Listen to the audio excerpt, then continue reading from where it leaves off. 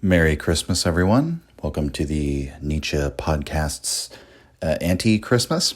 Grab a cup of hot spiced apple cider or some spiked eggnog or whatever you prefer. Pull up a chair by the fire.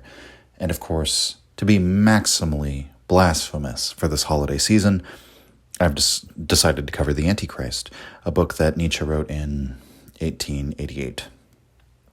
Far from merely a critique of Christianity, although it is also that, The Antichrist is a very far-ranging work that incorporates all of the ideas that we've talked about.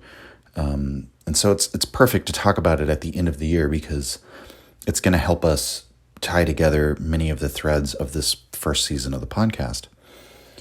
I'm going to give away the ending right here at the beginning as to the meaning of the title of the book. The Antichrist is Dionysus. And you already know that if you've been following along with the podcast.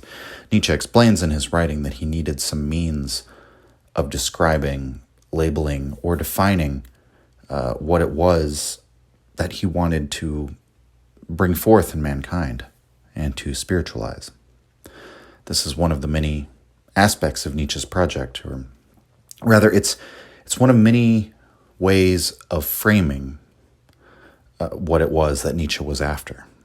He asks in his 1886 preface to Birth of Tragedy, by what name should he christen the Antichrist, and he chose to call it Dionysian.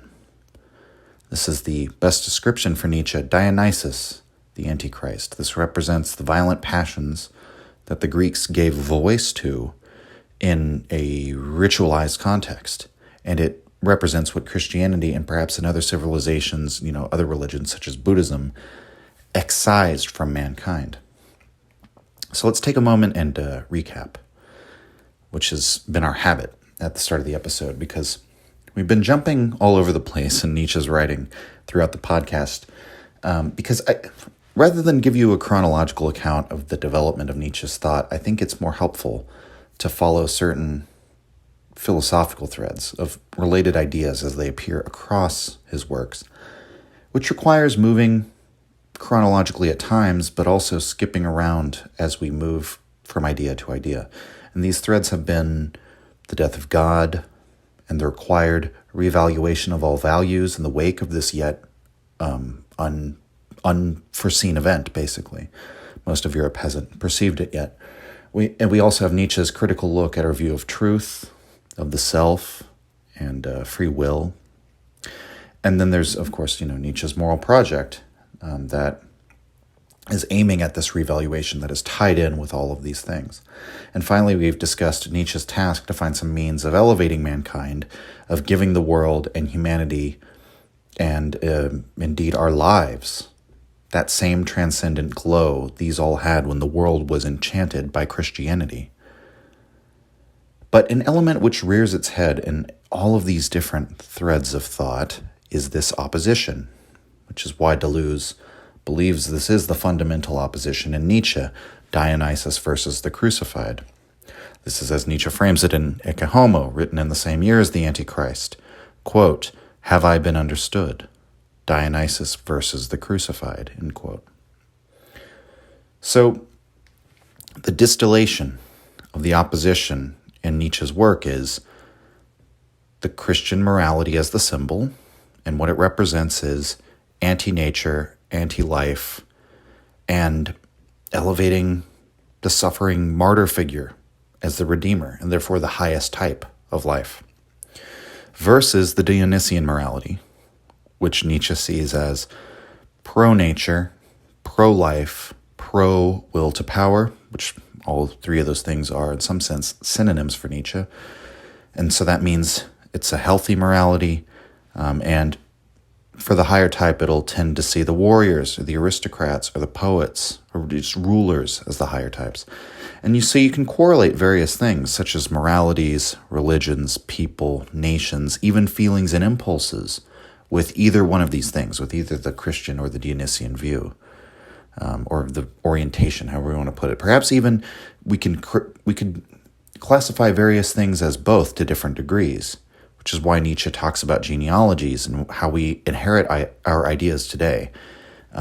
our modes of life today, even our deeply held feelings and instincts, come from different and sometimes contradictory sources that we inherit from the past. This opposition appears in the master and slave morality, for example. The master morality is throughout the text associated with the ancient Greek morality. The slave morality also directly tied to the effect of Christianity on the European psyche.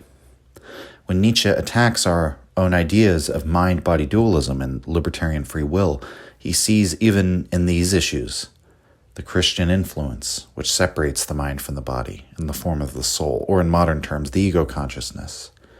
He thinks, he what would you say? He would consider his own view of the celebration of the body and the respect for the passions and the spiritualization of the body and its drives as Dionysian.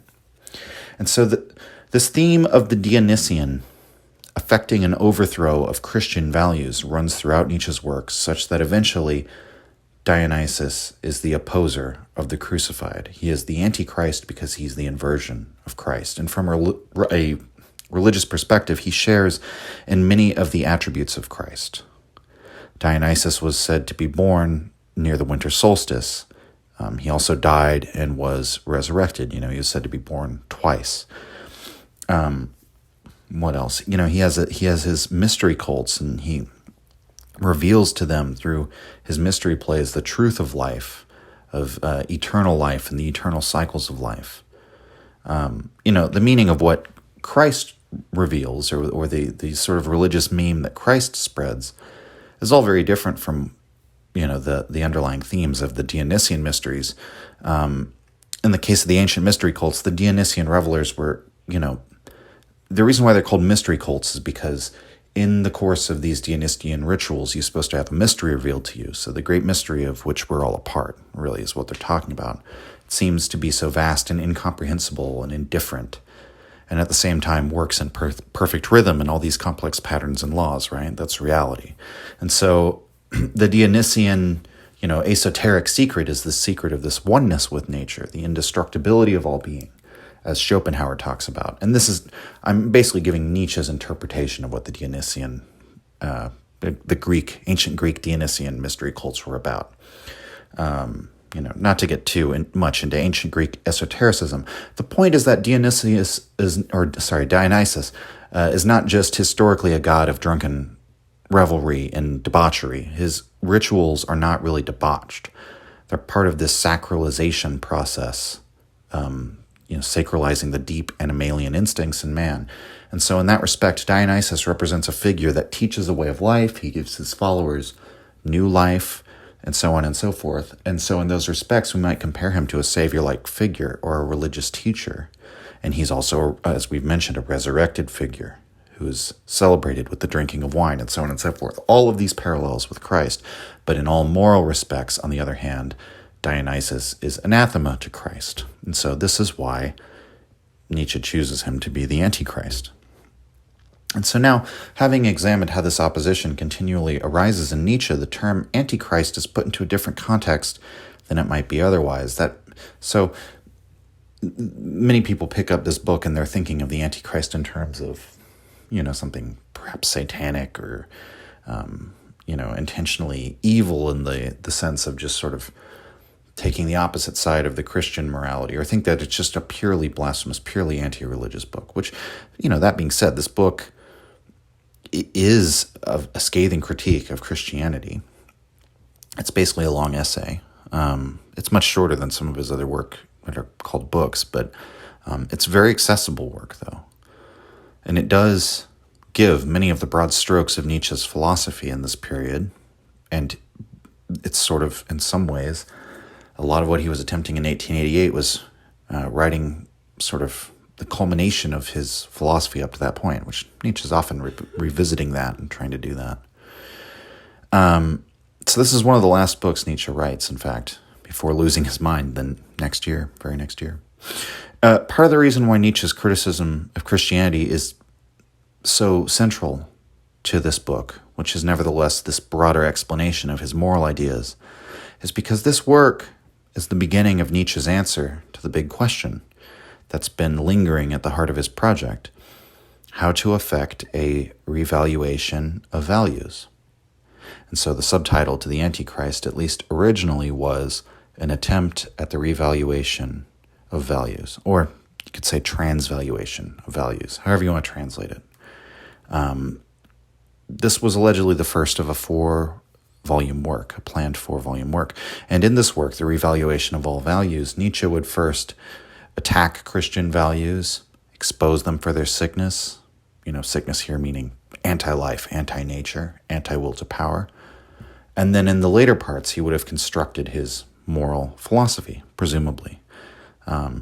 He probably would have gone out to outlay morality based on will to power, which is why his sister Elizabeth and Peter Gast created that posthumous collection of his notes entitled Will to Power, which is a fine name for this Revaluation of Values project, supposing Nietzsche would have actually continued it had he retained his sanity. But this first part, the Antichrist, that's the only part he actually wrote. As for that book that did end up getting published, Will to Power, I've talked about this briefly before, but just to mention it again. So it appears in publication as this arrangement of Nietzsche's unpublished notes. It doesn't represent the structure of what this planned magnum opus was likely going to be, because Elizabeth and Peter didn't have a structure.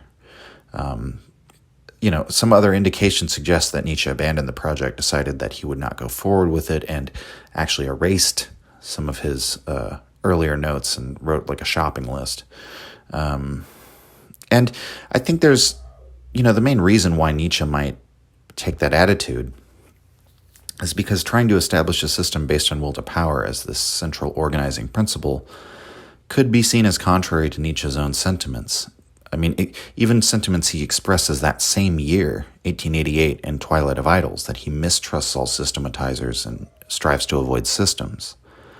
And so, the fact that he might have written some of the bare bones of this Revaluation of Values project and then later changed his mind, especially given his mental state, it's completely plausible. I think it's fair to say Nietzsche was of two minds about this. And so we don't really know what he would have done had he continued with his sanity, but the Revaluation of Values remains forever in the minds of many this unfinished project for Nietzsche.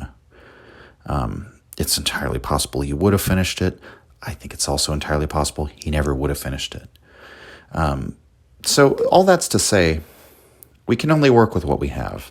And what we have is the Antichrist. It is labeled as the first volume of this work. And so we can therefore see this work as at least some partial answer to the question of how to effect this revaluation of values. You begin by attacking and exposing the old dying values. And so because this work is contextualized within Nietzsche's answer to his moral problem, and really it's also a metaphysical problem and actually a life problem, insofar as he's trying to reorient us in the wake of the death of God, right? Thankfully, the Antichrist contains some of Nietzsche's most straightforward statements on his moral ideas, though, because it's part of this project. And so Nietzsche, he starts out, he tells us in the brief preface and in the first part, the first aphorism, you could say, or first section, he says that this book is for the very few. And he addresses the kind of person among this very few in Antichrist 1. He addresses us as Hyperboreans, which is a Greek mythological reference to beings which live north of Boreas, Boreas being the god of the north wind, and so Hyperboreans are the people who live beyond the north winds. And the metaphor being it's a far, unreachable, unknown northern land. And remember that ice and cold and wandering in the mountain peaks, that's Nietzsche's language for describing toughness, intellectual toughness. It's how he describes his own intellectual journey of being a wanderer in the mountains. And so it's the symbol of independence and independent thought. And so a Hyperborean is sort of a perfect name for a reclusive, solitary, tough thinker.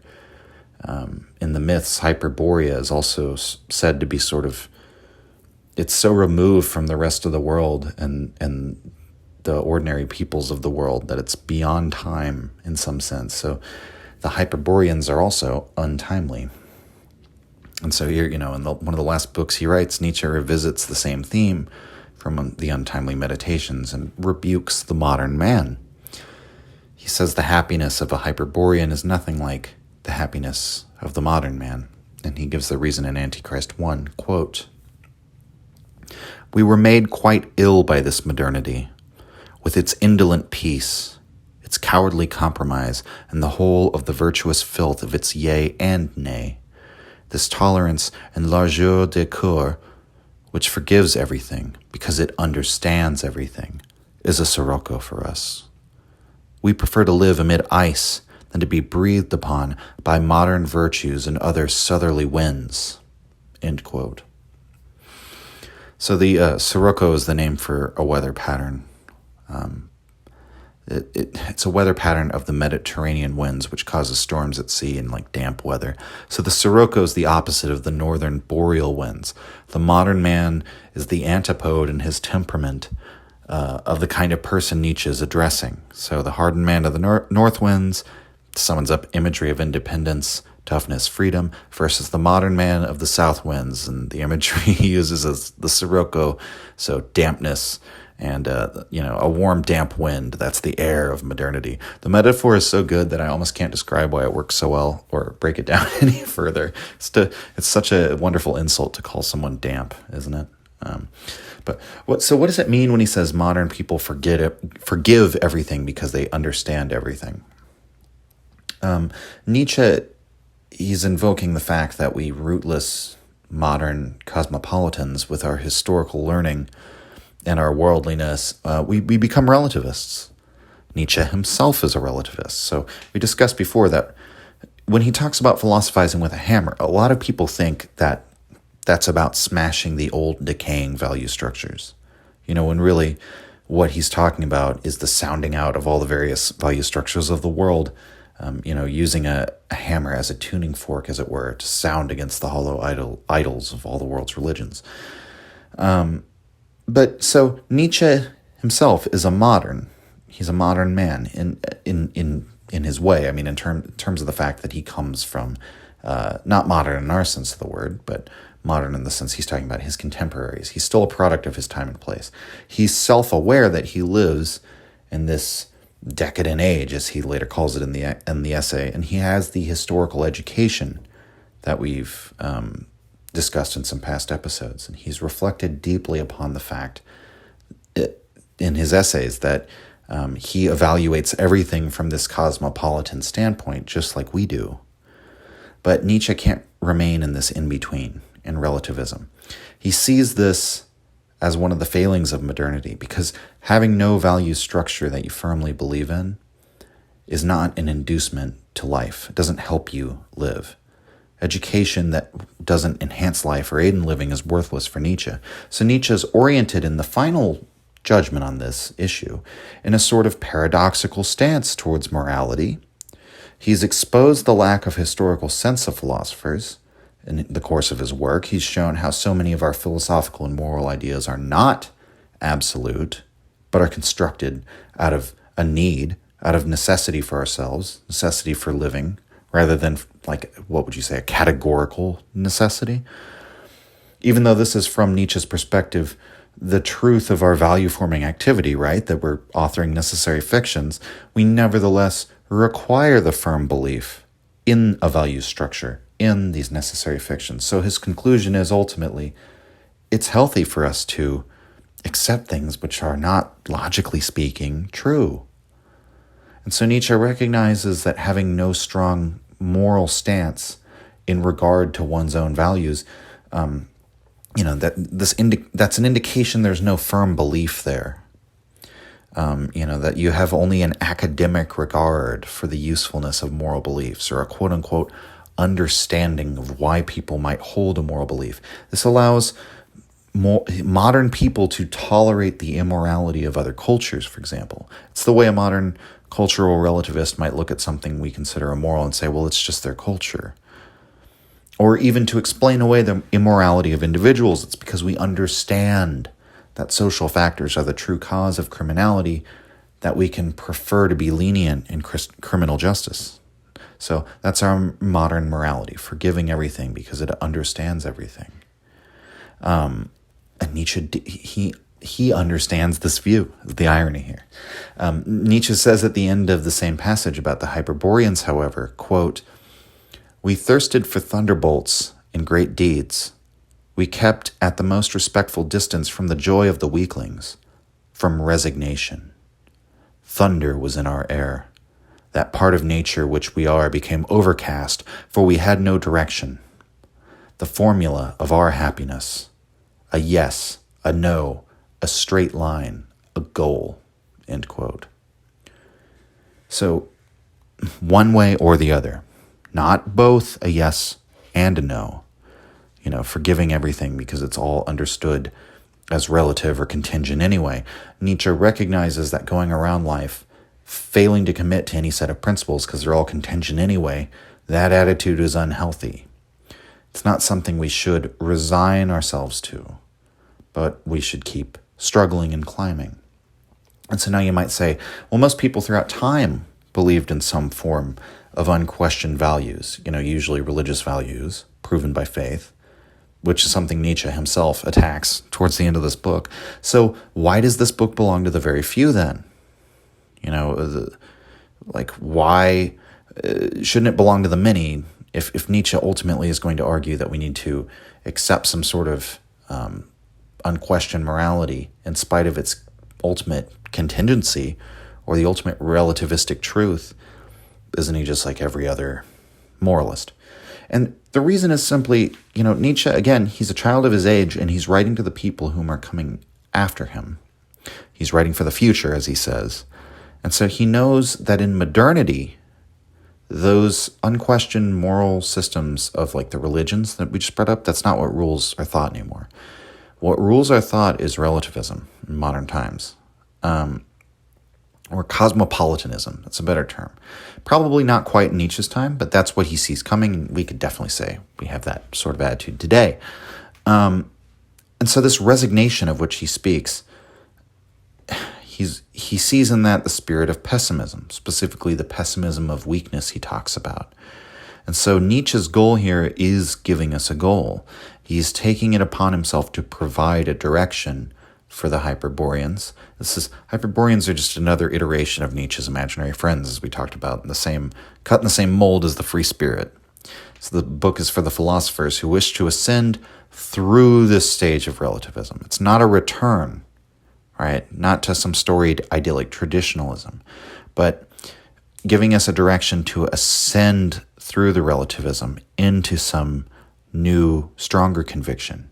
And so Nietzsche gives this direction in Antichrist 2, which I'll read in full because it's a very important passage.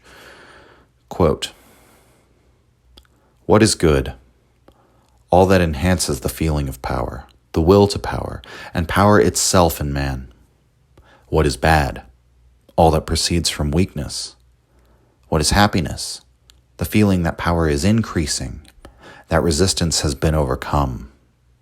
Not contentment, but more power, not peace at any price, but war, not virtue, but efficiency, virtue in the Renaissance sense, virtue free from all moralic acid. The weak and the botched shall perish, first principle of our humanity, and they ought even be helped to perish.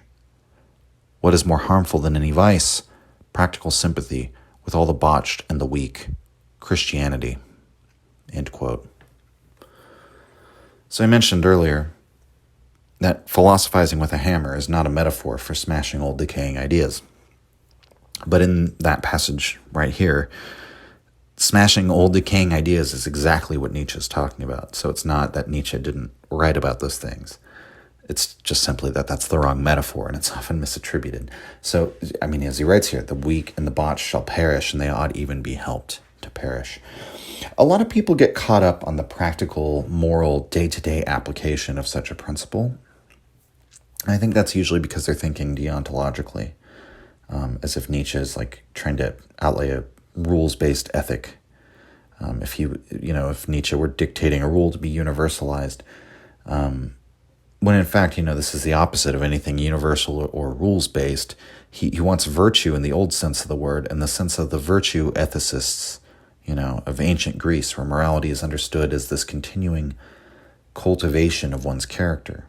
The idea of a moral rule or like a moral commandment or imperative doesn't really figure into things. Here in this aphorism, Nietzsche, he gives a rough sketch of his revaluation. And I think it's like almost really the foundation of the whole of the transvaluation or revaluation that he wanted to effect. He does it in a way such that good and bad are very clearly defined from the beginning. And they're defined relative to the human experience as good being the feeling of power increasing, of resistance being overcome, bad, weakness, whatever promulgates weakness. And Christianity, you may notice, is defined in the negative. Now, I don't just mean negative in terms of the evaluation of Christianity, like that it's bad, right? But weakness is not really attributed anything in terms of content, right? Power is what has content, because power is the stuff of life and nature.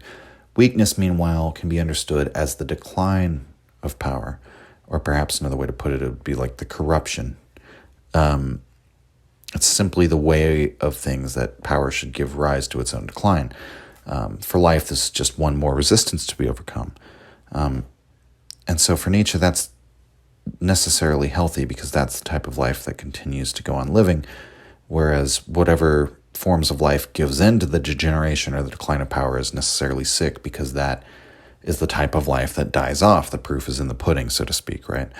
And so that's how he's trying to get over the ought-is chasm here. And so that by this logic, the most complete form of weakness mankind has ever seen, constituting almost the antithesis of life, is Christianity, because it's this worship of suffering, martyrdom, poverty, sickness, humility, downtroddenness. And so he's flipping that on its head and orienting a new moral system by which will to power will be understood as the positive assertion, life, overcoming, becoming, the embrace of one's nature is this warlike, we might say, embracing the anti-fragile nature of life.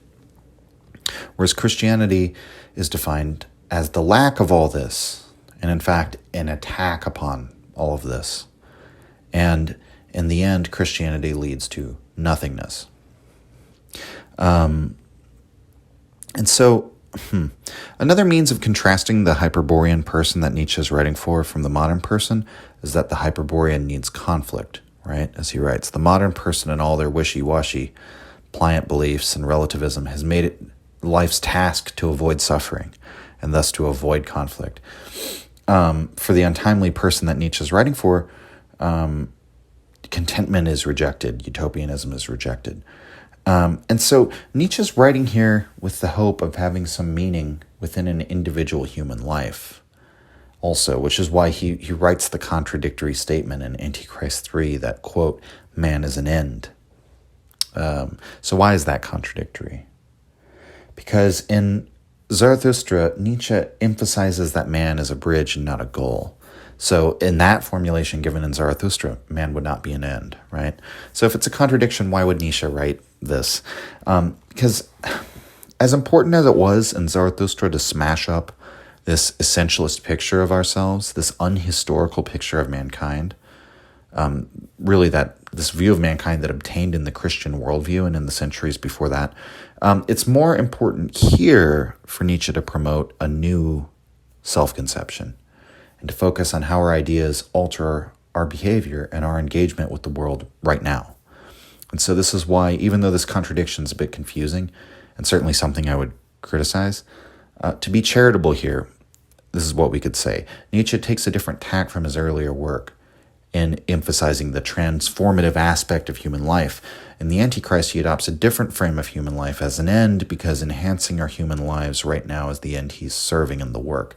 I'll actually just read the surrounding passage for context, because this paragraph seems to have the undertone of Nietzsche like explaining this contradiction to his audience, or how his project in the Antichrist or the revaluation of all values, is something he's approaching a little bit differently from Thus Spoke Zarathustra. So this is in Antichrist 3, quote, "The problem I set in this work is not what will replace mankind in the order of living beings.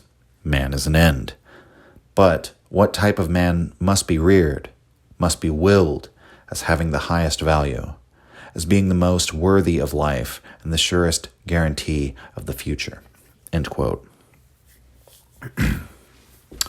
So again, this is not exactly the same type of idea as he sets forth in Zarathustra, but I personally wish more people were exposed to like this kind of writing from Nietzsche before reading Zarathustra, even though Nietzsche wrote this years later than that, because I think it makes it relatively simple to understand the overall themes and movement and direction of Nietzsche's thought, or like really the broader project that he's interested in.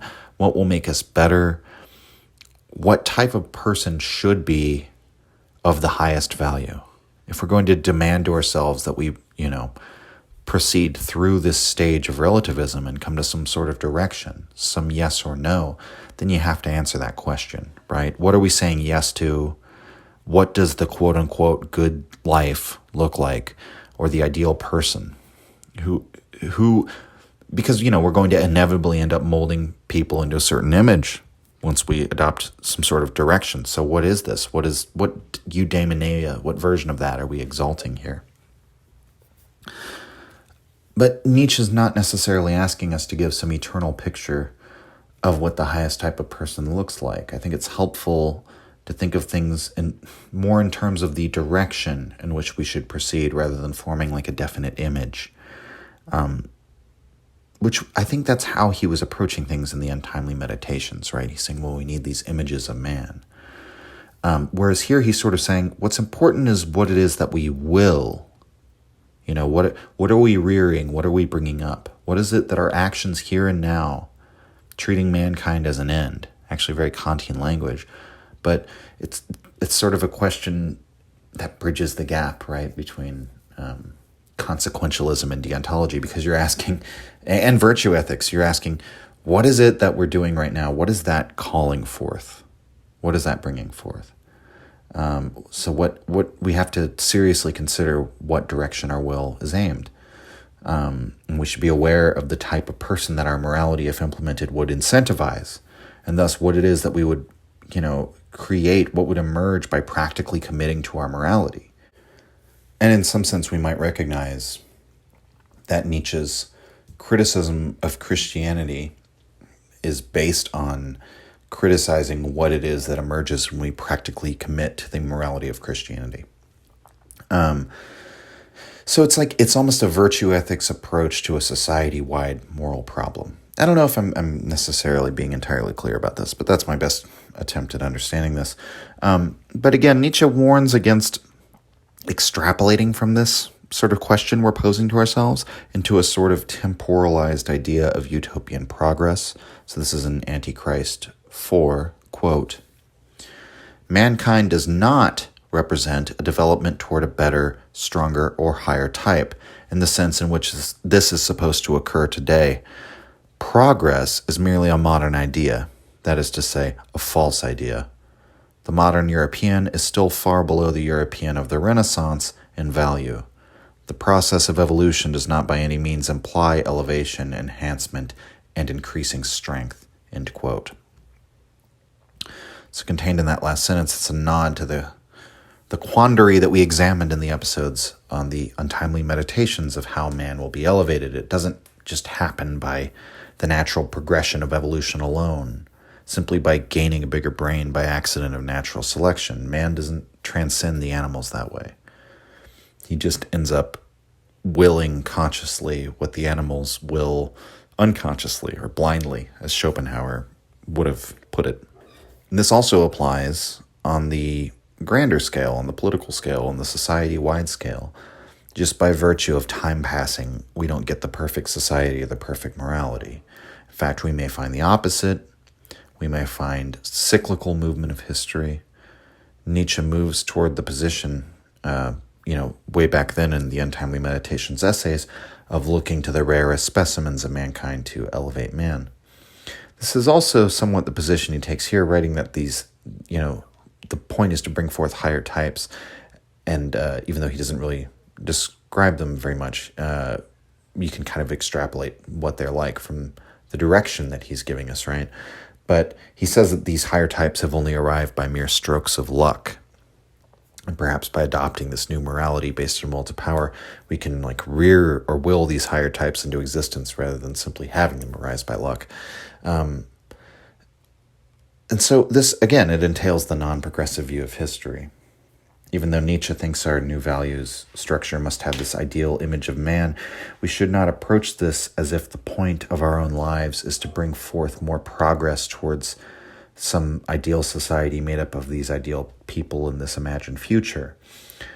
That type of progress is merely a modern idea. Other civilizations didn't believe in this. Sometimes we find the opposite, as we said, the cyclical view, or the idea that there was once a golden age from which the current age represents merely a degeneration. For Nietzsche, that's the case in modern Europe. Even from as short a time period as the Renaissance to the 1800s, the value of your average European has been reduced in Nietzsche's eyes. So, I would just add, he's correct in pointing out that evolution by natural selection doesn't necessarily produce quote-unquote better organisms. It might well produce things which are destined to be selected out of the gene pool. And this could be just as much true for societies or for moralities, right? Societies need not get better over time. Society could emerge in the future that's worse in every respect than our own, and could practice totally unhealthy and life-denying things. The only thing checking against this eventuality is natural selection pressures. So Nietzsche doesn't put his faith in the progress of society insofar as he thinks anything, healthy will just naturally emerge. Although it does certainly seem as if, when he's talking about that, we could perhaps bring forth higher people as by design than by a mere stroke of luck, that he is talking about at least some form of progress. So again, that's perhaps another slightly contradictory idea. In the following section, in section 5, Nietzsche summarizes how Christianity has attacked all the higher types. It's hostile to all the strong, self-preservative instincts of life. So again, the content is in the positive assertion of the ideal man as a badly needed direction for the Hyperborean morality here. The positive assertion springs from the will to power. And then Christianity plays the role of negation. It's bereft of content. It attacks the ideal man of the will to power. Now, Christianity does, of course, produce its own ideal man, Jesus, which is the subject of the most interesting section of the Antichrist, in my opinion, but we're not quite there yet. Section 6 of the Antichrist. Now, this is extraordinarily interesting because it incorporates the types of considerations Nietzsche had made in regard to Socrates, some of which he wrote about in that 1886 preface to Birth of Tragedy, some that he wrote about in Twilight of Idols the same year. And it's this idea of decadence as this sort of beautiful flowering during the end of a culture's life. And so some of you may, have mixed feelings about the word decadence, or you might have a strong opinion on it. It's kind of a loaded word, but he defines what he's talking about very well here. And so he writes, quote, "I understand corruption in the sense of decadence. What I maintain is this, that all the values upon which mankind builds its highest hopes and desires are decadent values. I call an animal, a species, an individual corrupt when it loses its instincts, when it selects and prefers that which is detrimental to it. A history of the higher feelings, of human ideals, and it is not impossible that I shall have to write it, would almost explain why man is so corrupt. Life itself, to my mind, is nothing more or less than the instinct of growth, of permanence, of accumulating forces, of power. Where the will to power is lacking, degeneration sets in. My contention is that all the highest values of mankind lack this will, that the values of decline and of nihilism are exercising the sovereign power under the cover of the holiest names." End quote. This is a very important passage, but before we talk about it in more depth, I want to take a sidetrack very quickly. I'm going to read to you from actually another essay by a different author, and this is for a couple of reasons. For one, it's because this essay really helps elucidate what Nietzsche is talking about here in more concrete terms. And secondly, because I find this essay very fascinating, and it's a good excuse to discuss it on the podcast. It's Fate of Empires by Sir John Glubb. It's basically a theory of cyclical history. It's the idea that empires go through a lifespan in which there are several definite stages. If you've read Peter Turchin, then you know about this type of idea already. Turchin's another author I'd like to cover at some point. In Turchin's language, what Glubb presents here is a theory of imperiogenesis, the birth and growth of empires, and then also of imperiopathosis, which is the decline and fall of empires. We know both of those things happen. Can we come up with a theory to explain why they happen? Turchin would eventually, in our time, address these questions from a sociological and economic perspective. Glubb here is simply interpreting history and then speculating. So what Glubb is doing is a more proper philosophy, which is to say speculation untethered from any scientific method, philosophy the way it ought to be done. Glubb's theory is that an empire emerges out of an initial outburst. So this would be explained in Turchin's work by the idea that peoples on the frontiers of great civilizations, in other words, what we might call a civilizational fault line, become very tough, self-reliant, eventually emerge from that frontier to conquer the old, weakened, complacent civilizations. This is also in line with what Ibn Khaldun wrote about and what seemed to repeatedly happen in the history of North Africa when Khaldun was writing during the centuries around when he lived. A tribe would come out of the desert, conquer the city-states in the north, and then after a number of generations, the group that was once self-reliant and hardy becomes soft from living in luxury and becomes overly intellectual and pacifist and is conquered by another group from the desert. So back to John Glubb. So he talks about there's this breakout of a rising empire, then the empire goes through a period of expansion. This is part and parcel with commercial expansion, the control of large swaths of people and regions and resources creates a stable economic situation, which creates this age of commerce. And so this is followed by an age of luxury because, this comes with the ensuing prosperity of the economic boom. And then an age of intellectualism. Universities are built and networks of patronage established, and that corresponds with an age of the arts, and so on and so forth. And so Glubb writes, quote, "The wealth which seems almost without effort to pour into the country enables the commercial classes to grow immensely rich. How to spend all this money becomes a problem to the wealthy business community. Art, architecture, and luxury find rich patrons. Splendid municipal buildings and wide streets lend dignity and beauty to the wealthy areas of great cities. The rich merchants build themselves palaces, and money is invested in communications, highways, bridges, railways, or hotels, according to the varied patterns of the ages." End quote.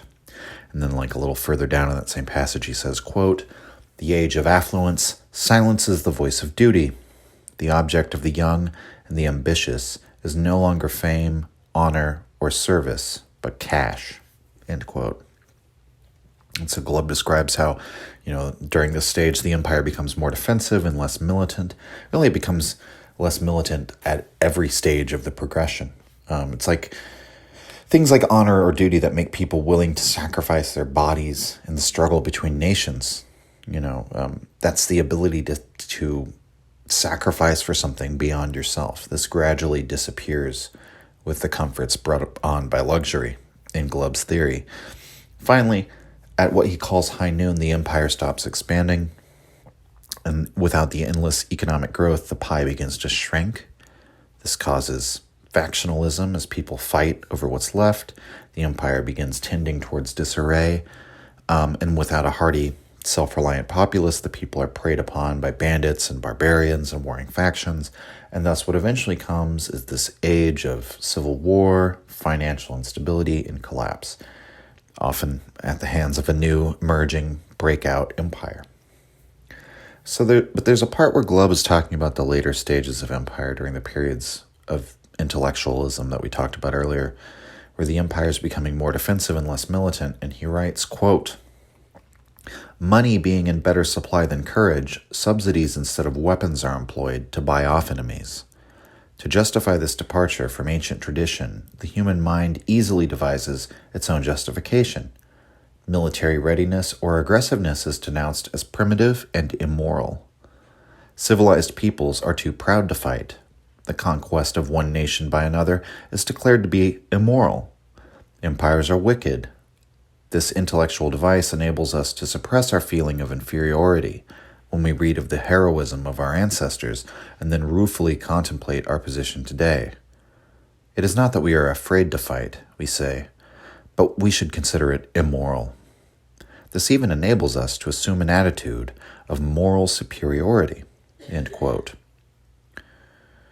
So, returning to Nietzsche, let's compare what Glubb is saying here, which, since it is a socio-historical theory, it's not quite the same thing that Nietzsche's doing, because Nietzsche is writing, he's concerned with his moral project fundamentally, even though he says it's free of moralic acid, as he calls it, because it's not, universalist morality or a set of rules. It's not quite a historical project, as Nietzsche is careful to point out. As we said before, he's not trying to shape the ideal society here in the future. But effectively, Nietzsche and Glubb are in agreement that if we take the historical view, in the later stage of a society, or in Glubb's case, an empire, it's characterized by a decline in strength. Nietzsche, remember, he equates all of these things, the decline of strength, with decadence. And then he describes decadence as equivalent to another term, corruption. And since everything must be tied to a naturalistic explanation, it's part of Nietzsche's unwritten method, he's not content to ever leave culture as this abstract thing, right? Because he's talking about decadence as sort of a cultural problem, right? The ability no longer to have something beyond yourself to sacrifice to. And so he correlates culture here to a physiological condition, as is his habit, which he calls the loss of the instinct. And so, we might think about what that means. What would a loss of the instinct mean? Instinct, in some senses, it's the ability to choose things automatically, we might say, right? No deliberation.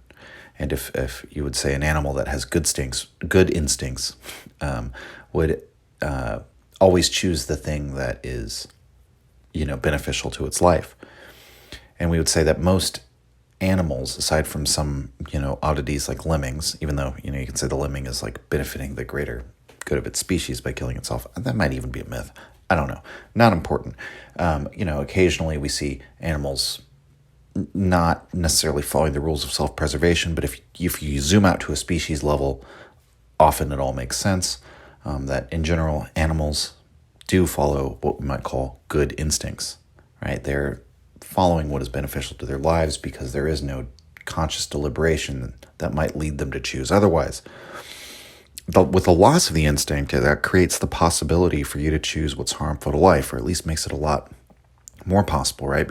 So the reason why those instincts are so good in Nietzsche's view, right, the natural instincts, is because they've been primed by these eons of natural selection, that the instincts that aren't good are selected out in theory. And so the loss of the instinct and remanding the deliberation into the hands of the conscious intellect, it creates the ability to choose anti-life, to choose anti-nature. So that's what a dying empire does. It chooses luxury, which is to say, it chooses comfort, it avoids conflict, it produces a morality which eschews conflict. And then there's the focus on the arts and on the mind, and the society transfers its physical conquests to a mental or emotional realm. And so, circling all the way back, this is why Nietzsche says all of our highest hopes and desires come from decadent values. These are the lotus flowers produced in the mire of a decadent society, which is to say it like a corrupt, dying society. And lotus flowers, they're often that metaphor in Eastern writing. I think it originally comes from the Vimalakirti Sutra, but I'm not exactly sure. But there's that old saying, it's not in the high mountains where lotus flowers bloom. They bloom out of the low mire of the swamps. And so this mire is modern society, which is committing suicide through its behavior. It's really what, to drill down onto it, that's what Nietzsche's saying. It's like it's the loss of the instincts that allows you to commit suicide. In exactly the same way, by the way, exactly analogous to the way a person commits suicide, through habitual, self-destructive, pleasure-seeking behavior. And so this works on the society-wide macrocosmic level and the individual microcosmic level. And so Nietzsche says all our higher feelings are human ideals. From this language of human ideals, Nietzsche shows he's not just making a remark peculiar to Christianity, but all of our higher ideals. All of this is a production of decadence. Morality, art, education, these wonderful things, these are born of a decline of strength. And so, beautiful lotus flower opening out of the muck. So, simultaneously, that tells us two things. That on the one hand, Nietzsche's not vulgarly condemning all morality, art, and education, but rather showing us their roots. But on the other hand, we need a yes, a no, a straight line, a goal. So we have to recognize the gross, sickening nature of the mire that we take our nourishment from. And perceiving this is facilitated by perceiving the nihilism behind that which is currently thought holy. So that's the utility of this text. By exposing our highest values as nihilistic, Nietzsche is making us, he's not just exposing those values. He is doing that, but he's making us look at the nihilism. It makes it ever clearer how imperative it is to reconfigure our conception of what our higher feelings are or ought to be, or what our human ideals are, to make them more in tune with what he would say, I think, would be nature, which is to say with will to power. But the fundamental obstacle in doing this is found in Christianity, which currently dominates European thought while Nietzsche is writing, and I would say it dominates even today. And the major sense in which Christianity lives on in all of our souls, which is not to say all of us are Christians necessarily, but all of us moderns, us decadent moderns, it lives in the sense of pity that we all have. And this is for Nietzsche an inheritance from Christianity. Pity is the central value of the religion. And it's again, in defining the central value, it's a negative value for Nietzsche. Pity is described as a drain on strength. And so again, we find that the content is in the strength. That's the positive assertion. The negation is in pity. So he writes in Antichrist 7, quoted here. I'm going to quote it in an abridged form. Quote, "Through pity, suffering itself becomes infectious. In certain circumstances, it may lead to a total loss of life and vital energy, which is absurdly out of proportion to the magnitude of the cause. On the whole, pity thwarts the law of development, which is the law of selection. It preserves that which is ripe for death. It fights in favor of the disinherited and the condemned of life.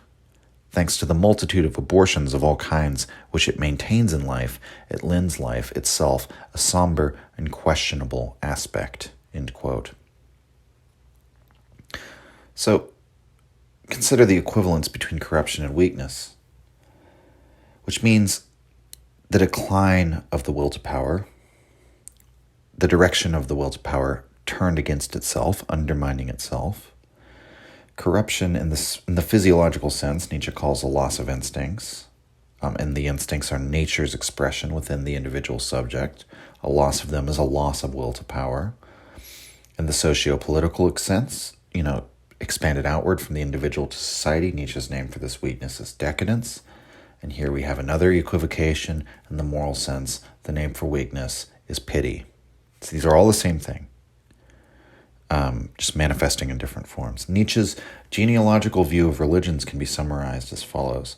So just like our bodies are mere palanquins for our genes, some would even say for the bacteria that lives on our bodies, That's just semantic on some level. In any case, take the analogy, apply it to religion.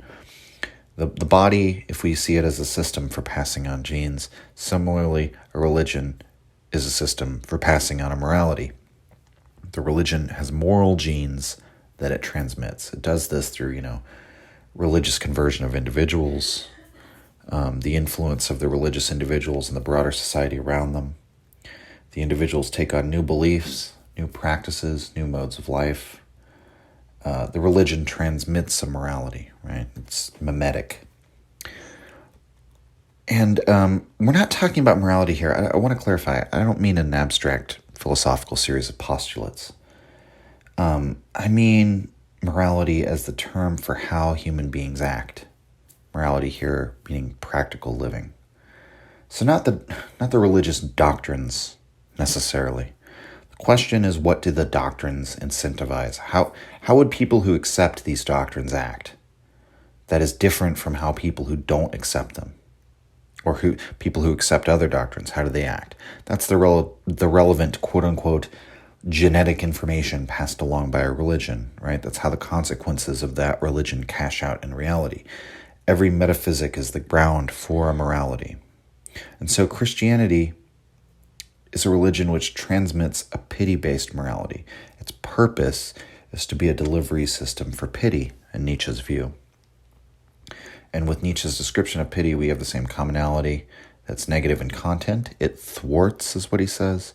What it does in practical terms is it spreads suffering. It makes suffering infectious. And in doing so, it makes life questionable. So Christianity makes life worse by increasing the sum total of suffering in the world, by making suffering transmissible. And then life, having been worsened by pity, does not look as attractive as it did previously. And so there's a cruel, we might even say Darwinian aspect of all of this that may seem uncomfortable when taken to the political level. And so just to steelman, this concern one might have.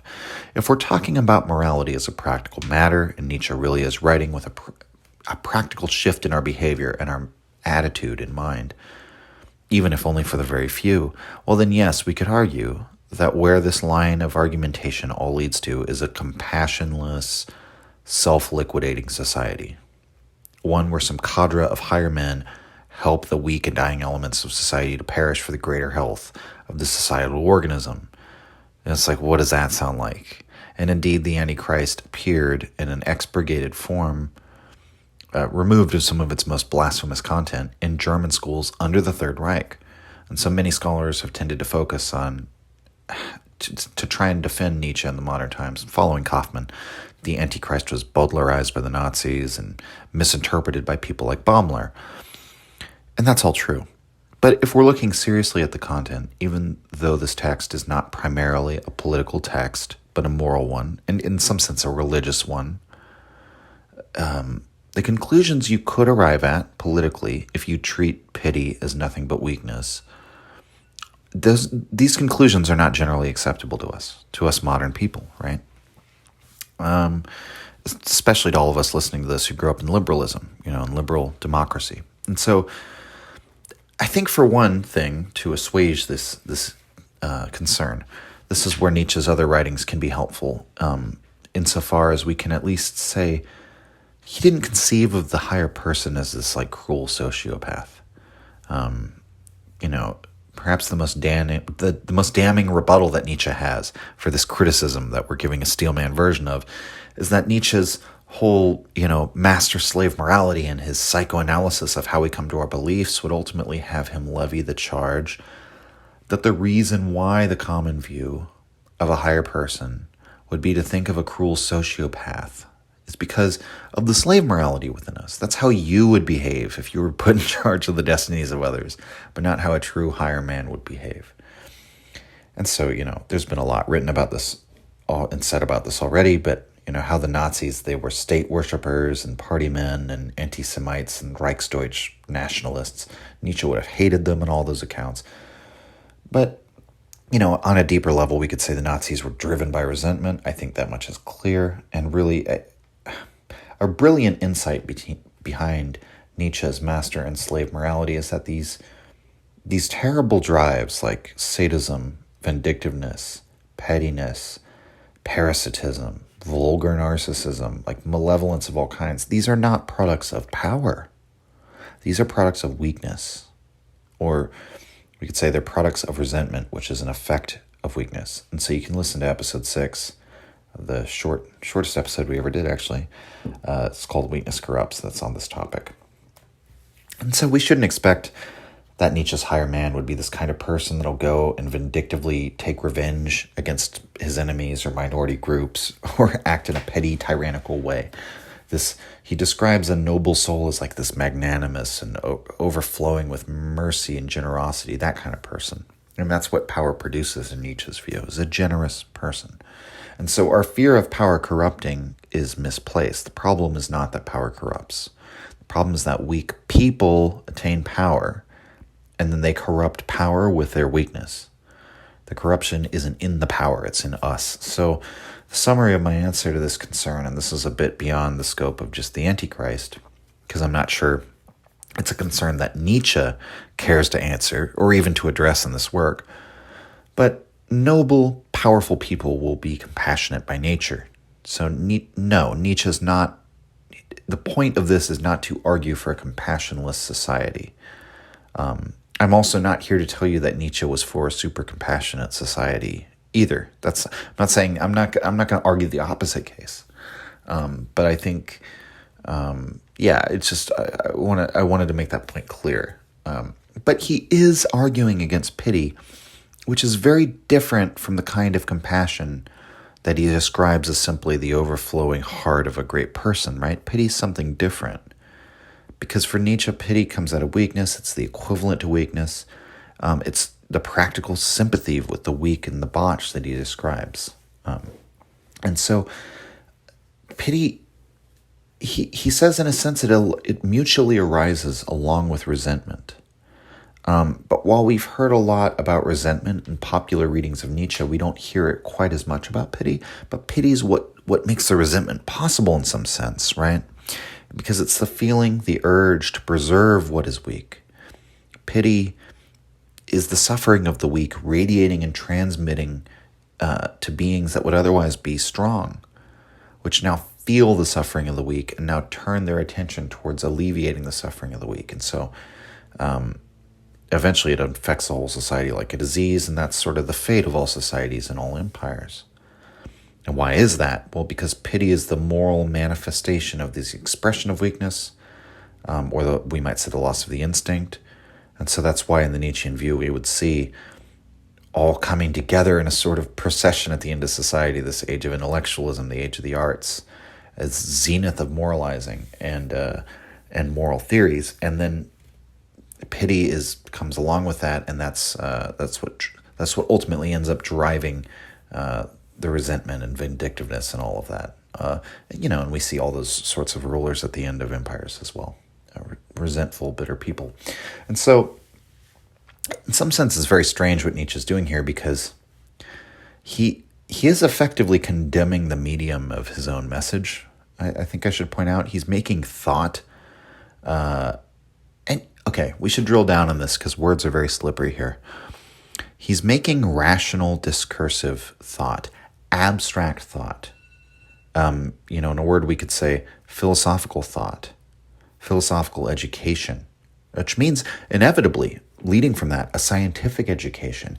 He's making all of this part of the category of corruption, or as a production of corruption, a production of decadence. So the intellect, or you could say the consciousness, or you could say the soul, it begins to separate itself from life, and as a result, it begins to die. And so when a society or an individual begins to live according to the dictates of this detached intellect, it begins to see its life atrophy. And as to why that's the case, we need only ask, what is it that the intellect is detaching from? It's detaching from the instincts, which is to say from life. And so you end up detaching from the instinct to keep the sick away from the healthy. You detach from the instinct to destroy that which is harmful to our lives. Detach from the instinct to engage in and even celebrate that which is violent. This is the necessary conclusion of all his considerations in the mind-body separation in our philosophical thought. That philosophical thought itself becomes questionable in the end in this revaluation of values, because it's this separation of the soul and body and of abstract thought from the law of natural selection and its very real and very embodied consequences. It's this separation from the true nature of life in which we get pity. Nietzsche writes in section 7 of the Antichrist, quote, "People have dared to call pity a virtue. In every noble culture, it is considered as a weakness. People went still further. They exalted it to the virtue, the root and origin of all virtues. But of course, what must never be forgotten is the fact that this was done from the standpoint of a philosophy which was nihilistic, and on whose shield the device, the denial of life, was inscribed. Schopenhauer was right in this respect. By means of pity, life is denied and made more worthy of denial. Pity is the praxis of nihilism. I repeat, this depressing and infectious instinct thwarts those instincts which aim at the preservation and enhancement of the value life, by multiplying misery quite as much as by preserving all that is miserable. It is the principal agent in promoting decadence. Pity exhorts people to nothing, to non-entity, but they do not say non-entity. They say beyond, or God, or the true life, or nirvana, or salvation, or blessedness instead." End quote. And further down he says, quote, "Schopenhauer was hostile to life. That is why he elevated pity to a virtue." End quote. On some level, Nietzsche's relationship with Schopenhauer is very nuanced and complex, and we've explored all of that in the past few episodes, so I won't go into it again. But in this text, where he says what is needful for us is a yes or a no, or a straight line, a goal, he gives an answer on Schopenhauer. No. Schopenhauer was hostile to life. He says very clearly at the beginning of the text, hostile to life, bad. And so remember, one of the things he praised about Schopenhauer was his honesty. And what do we have in this passage? It's mostly the same thing Schopenhauer himself says. Remember that towards the end of World as Will and Representation, Schopenhauer's writing that, the void, this nothingness, which is his goal, the negation of the will to live, that's the secret aim behind all holy names and sacred ideas. We just call them by these different names so that we don't have to confront that we're aiming at the void. And so, behind salvation and devotion to God, nirvana, and so on, is the quest to negate life and enter into nothingness. And so this is an honest hostility toward life that Nietzsche can respect in a way that he cannot respect about Christianity and all its foolishness about how it's really giving its followers eternal life and liberating them from sin and so on. Schopenhauer is honest about what religion is doing, but once Nietzsche takes it upon himself to move beyond relativism and comes to repudiate the feeling of resignation and comes to seek out a definite direction, well, then Schopenhauer, in a sense, he's almost like a distillation of all that's bad incarnated into a philosopher. What's useful in this passage, again, though, it's not the Schopenhauer bashing, but the illumination, that contrast between Schopenhauer's ideas and what Nietzsche is outlining as healthy. Schopenhauer admits that pity makes life more worthy of denial. It's a useful feeling to cultivate because it increases our resignation with the world, our repudiation of the world, the overall ugliness and terribleness of the world. So Schopenhauer's pity is also, it's very clearly a production of abstract philosophical intellect. It's very much part of Schopenhauer's philosophical project, but that makes it detached from the instincts. And in some sense, Schopenhauer understands this. The whole point of his philosophy is to detach from the instincts. And so, in some sense, he's the perfect example for bringing out the nature of pity and where it comes from.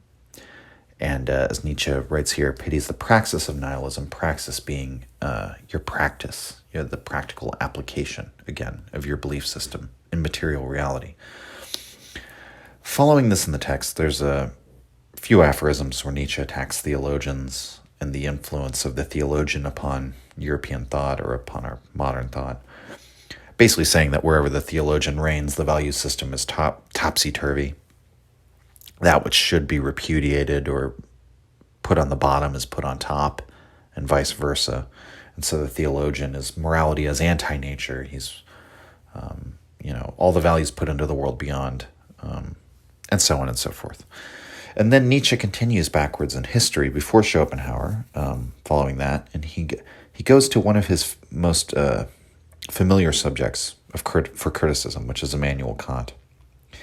And essentially Nietzsche gives the standard criticism of Kant that his philosophy was a triumph of the theological instinct in a philosophical form. He lambasts Kant for reducing our world to a world of mere appearances.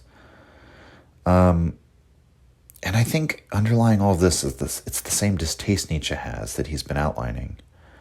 This increasing philosophical abstraction that he thinks represents a degeneration. So he writes in part 11, quote, "Nothing is more profoundly, more thoroughly pernicious than every impersonal feeling of duty, than every sacrifice to the Moloch of abstraction. Fancy no one's having thought Kant's categorical imperative dangerous to life. The instinct of the theologist alone took it under its wing." End quote. For Nietzsche, virtue, it's anything but impersonal. It's the most personal thing. It's the understanding within oneself of one's own strengths and weaknesses, what you find needful, what you find detrimental. If you recall from the episode on the master and slave morality, this is again Nietzsche's his view of a healthy morality, drawing on his view of the master morality as like the self-legislation of morality. That's how he says the mode of the master created morals. They decreed their morality out of a sort of personal necessity. They felt themselves entitled, is really it, to legislate morality because of their own sense of power. Kant makes morality the opposite. He makes it impersonal and abstract, and it's something that is not self-legislated. It's something discovered that you have to follow because of the rules of logic. So again, we can see the same opposition he's drawing throughout the work. Life versus the decline of life. And here Kant is another example of theological abstract decadence. And in section 12, Nietzsche reminds us of some of his considerations from Human All Too Human. Really, the threads of this were continued in Beyond Good and Evil. Our tendency to believe that which gladdens the heart, as he would have put it then. And so, he says in Antichrist 12 that too many people take profound feelings and the heaving of the breast to be arguments. And so this is Nietzsche, really. He's beginning to draw out for us this connection between the philosopher and the priest. So he writes in 12, quote, "In almost all nations, the philosopher is only a further development of the priestly type," end quote. And he goes on to sort of implicitly speak about the philosopher in the mold of Kant as one who came bearing imperatives from another world with a sort of holy mission, someone who, quote, "stands beyond the pale of all merely reasonable valuations," end quote. What does that mean? Well, in the case of Kant, Nietzsche writes in the same section, quote, "He deliberately invented a kind of reason which at times would allow one to dispense with reason," end quote. To explain this, if in a bit reductive terms, just for the interest of brevity, the philosopher would have us dispense with common sense. Our perceptions become mere perceptions. Our common sense moralities and moral ideas become culturally relative. Our truths become mere interpretations. That's all the philosopher is doing. This is to be expected because the philosopher is another iteration of the priest. He's still doing the priest's work among mankind.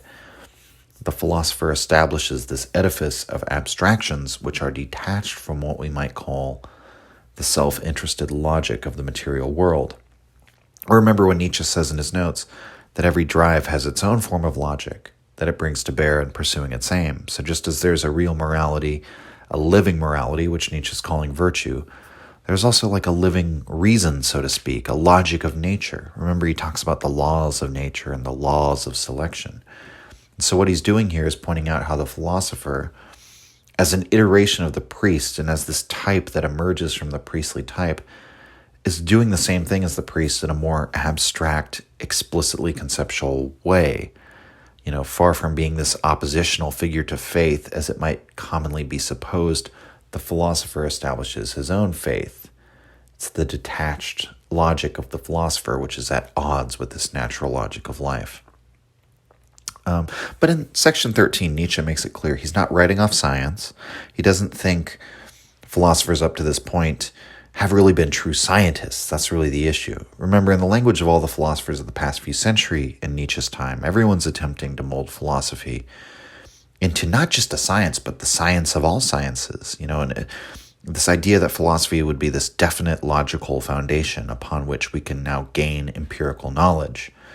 That's how Kant understood philosophy. To some extent, it's how Hegel understood philosophy.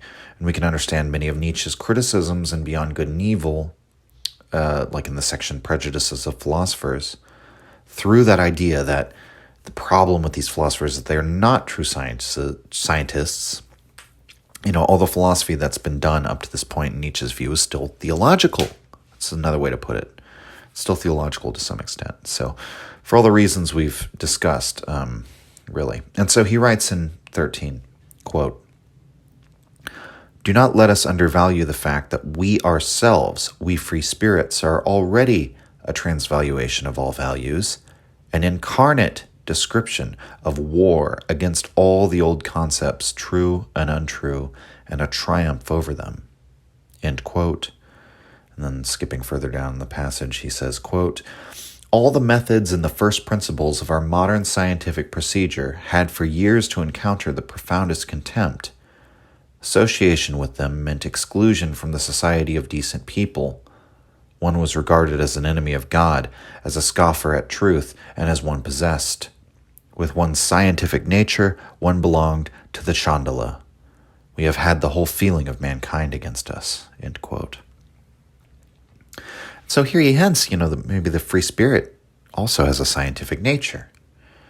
But, what is this scientific nature? Well, it's not like a Socratic science. It's the gay science, the frolicking science, die fröhliche Wissenschaft, it's a science which does not fail to include the body, the Dionysian, the body and its drives. And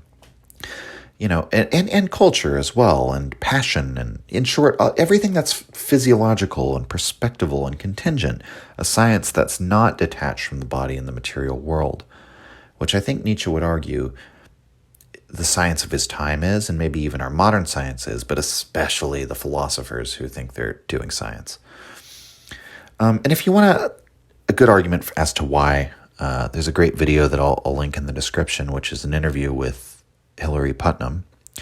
He's talking about the philosopher W.V. Quine, where Putnam essentially charges that the Quinean philosophy ended up being in a position.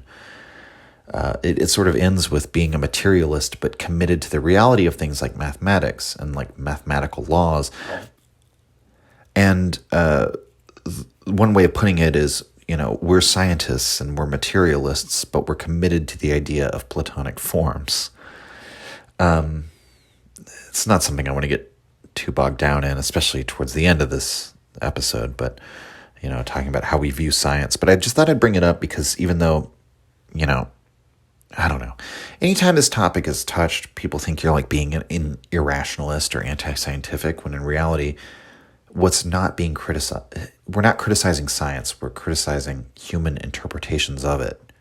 What is anti-scientific is exactly this detachment from the real world and the belief in these abstractions, as if they're immaterial objects, right? These abstractions are a mere language for explaining the world. They're not these absolute immaterial objects. And I think Putnam brings out the contradiction within modern thought of how a lot of people think about mathematics, for example, as this set of essentially immaterial eternal truths while claiming to also be materialists. And so that's like an example of our intellect, our science becoming detached and abstract to the point where we think that those abstract things are actually real. And, as Alan Watts said, you can't wrap up a package with the equator. It's a useful imaginary line, but it can't actually do anything.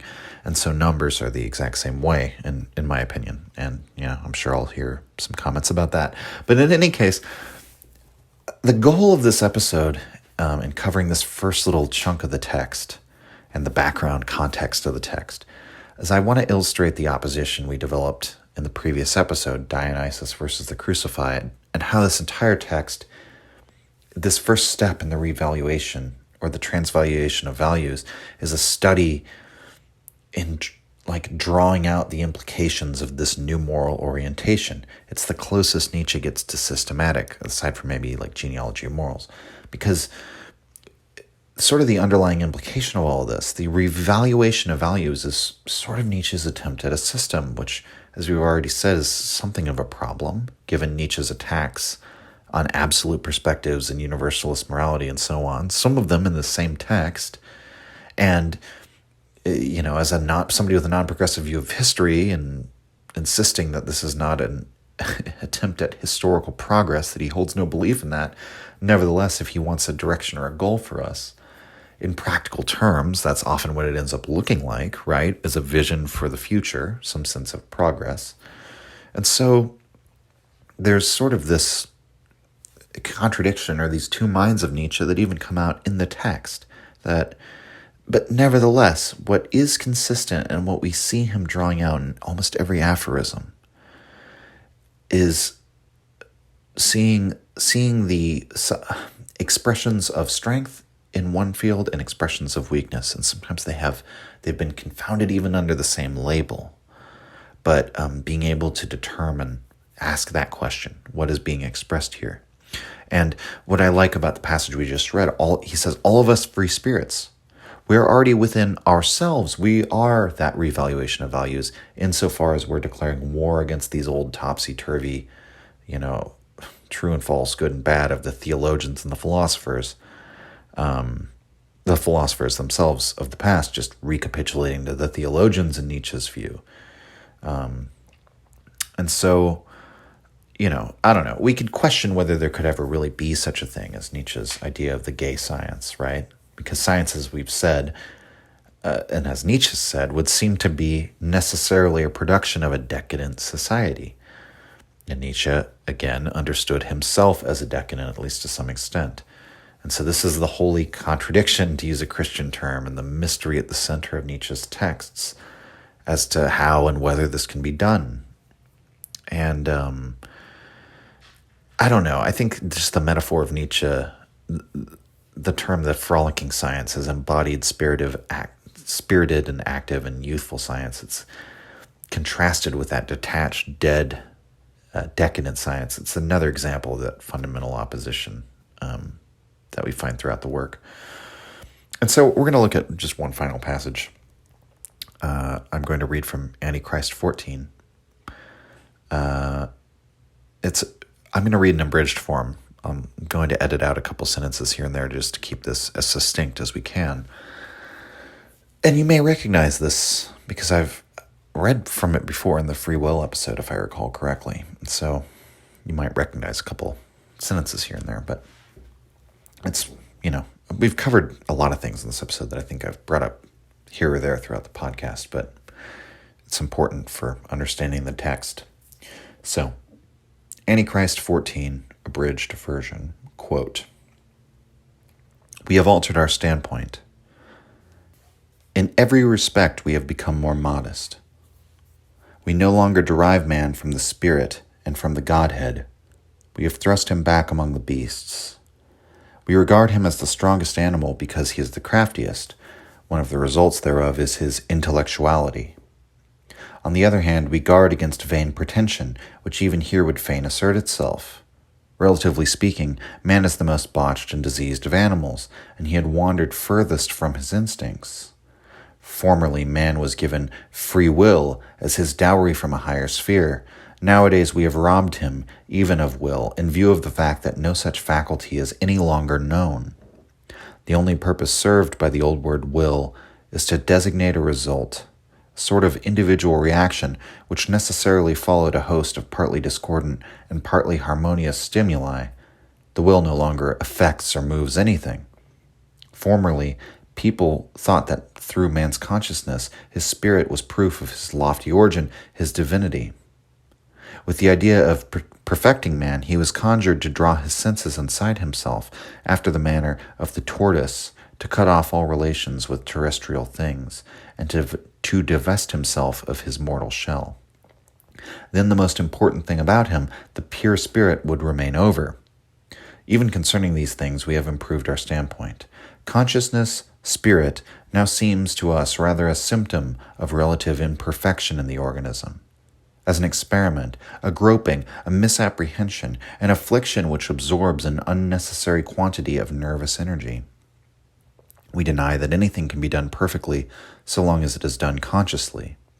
Pure spirit is a piece of pure stupidity. If we discount the nervous system, the senses, and the mortal shell, we have miscalculated. That is all. End quote. And so, again, even though this passage is rich with insights relating to the body and its drives and free will and so on, which was the context in which we examined it before, the main takeaway here, the reason why I'm ending with this is within this Hyperborean moral system, Nietzsche is, in his Revaluation, telling us to now change our view of the spirit, to see consciousness, to see self-knowledge, to see self-remembering. All of this is in that same category as before, as weakness, as a negative phenomenon. And remember, elsewhere in Nietzsche's work, where he writes, forgetting is the active force. Being active, being lively, this doesn't require consciousness in his view. In fact, it's hindered by consciousness. Nietzsche makes the spirit, rather than the highest value, as the Theologian has it, the lowest. A negative negation of life, corruption, weakness, the decline of will to power. That is where you get intellectualism. And as he points out in the beginning, not everything evolution produces is necessarily stronger. What's stronger emerges from the law of natural selection. As we've said, nature is not a process that automatically produces health. This is also what makes pity so dangerous, because it attacks that very process. And so it's not just like it happens to multiply weakness. It's attacking the very check against weakness arising within the system. But the broader point here, we can regard consciousness or spirit or the intellect as just one more of nature's experiments. It's not something he repudiates wholeheartedly. But as we've said, it's an experiment, right? Nietzsche, he has hopes for his gay science, for a healthy philosophy, for a musical Socrates, right? But it's not there yet. Science, philosophy, and even the value of the faculty of the intellect itself, it needs this embodied physiological embrace of nature and the will to power of which all nature is a part. It needs that reunification. What we have now it's not that. What we have now is still an experiment. It's a groping in imperfection. It's something unfinished. As Nietzsche hopes, it's a thing yet to come.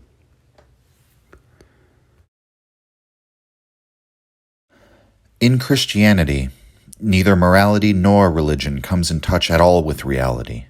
Nothing but imaginary causes, God, the soul, the ego, spirit, free will, or even non-free will.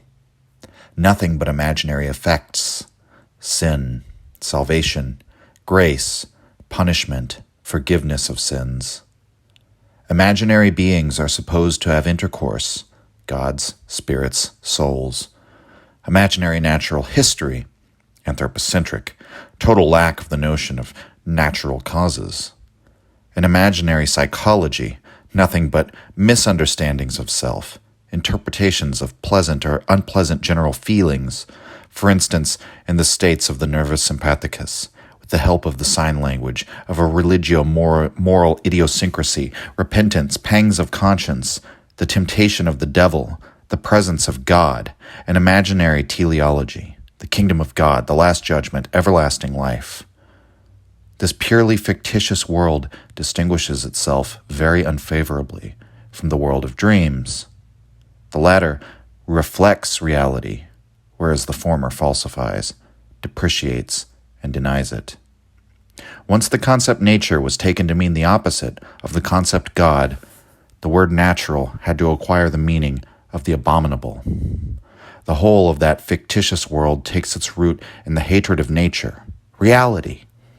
It is the expression of a profound discomfiture in the presence of reality. But this explains everything. What is the only kind of man who has reasons for wriggling out of reality by lies? The man who suffers from reality. But in order to suffer from reality, one must be a bungled portion of it. The preponderance of pain over pleasure is the cause of that fictitious morality and religion. But any such preponderance furnishes the formula for decadence. End quote. In the last part, we oriented our perspective as regards the Antichrist, and to understand that this is an attack on Christianity, yes, but it is an attack on Christianity as a means of drawing out this opposition of Dionysus versus the crucified, will to power as the positive principle, the character and content of life, the generating force, the source of happiness, the thing that generates the goals of life, the element of human nature that produces, that creates, that destroys. It's the element that is potent. What is Christian is understood as a negative force, the decline of will to power, bereft of content, a mere negation, a source of suffering, which is itself born out of suffering. And so we have this equivalence between weakness, corruption, decadence, loss of the instincts, and finally pity. All of these things go hand in hand with the conscious intellect detaching from the embodied world, detaching from reality. And so this is the opposition in Nietzsche's work. His Revaluation of Values is an attempt to reconfigure our view and to view Christianity as this negative force, as a means of showing the Dionysian as what is needful, and as the direction for the free spirit.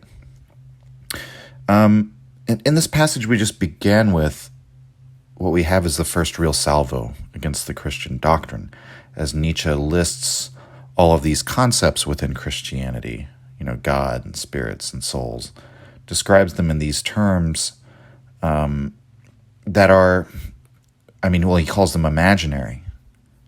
They're detached from reality. They're not real, turning away from reality, ignoring reality. And he concludes with the idea that it's this prevalence of pain over pleasure. In other words, suffering from reality that creates this detachment from reality. So suffering begets suffering, weakness begets weakness. Again, this is all negative. All of the apparently positive content of Christianity can be understood as merely imaginary.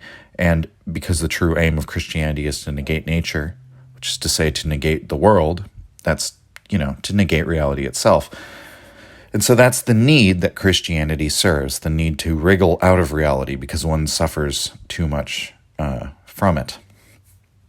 And so we have the hint of the portrait of Jesus that we'll receive in the course of the text, and the lines, quote, "What is the only kind of man who has reasons for wriggling out of reality by lies? The man who suffers from reality," end quote. Jesus is the man who most thoroughly denied reality and offered the image of man who negates reality and lives immanently in a fiction, in this world of fantasies.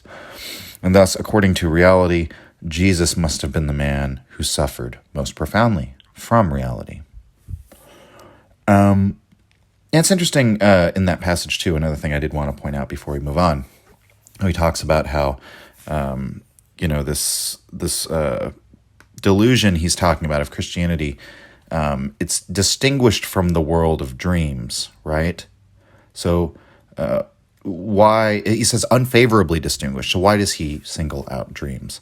Well, dreams are the realm of Apollo, which we've touched on briefly in the past few episodes.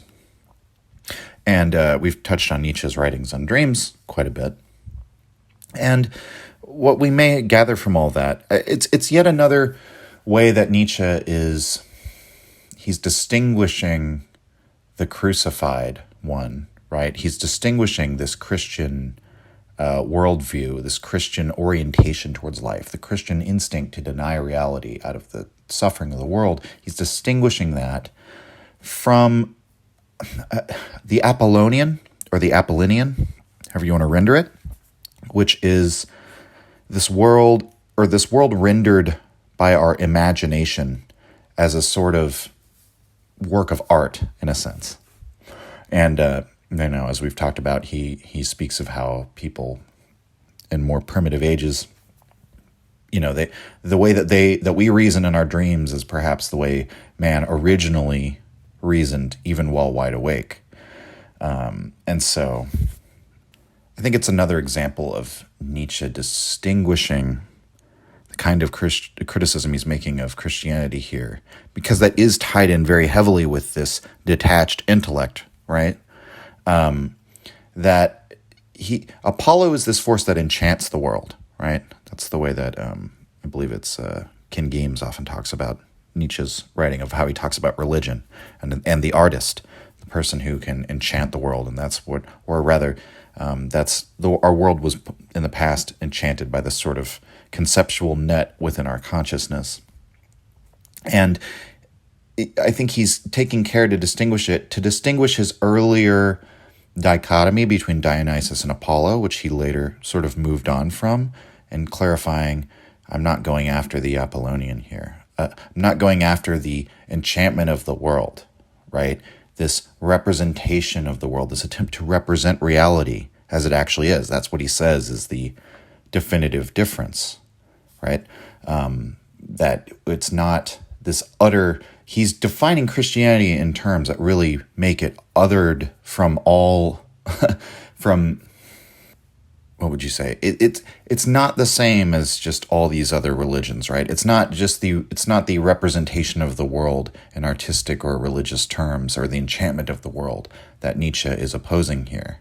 And again, the key is the moral aim, that the religion is this delivery system for what you might call moral genes, so to speak.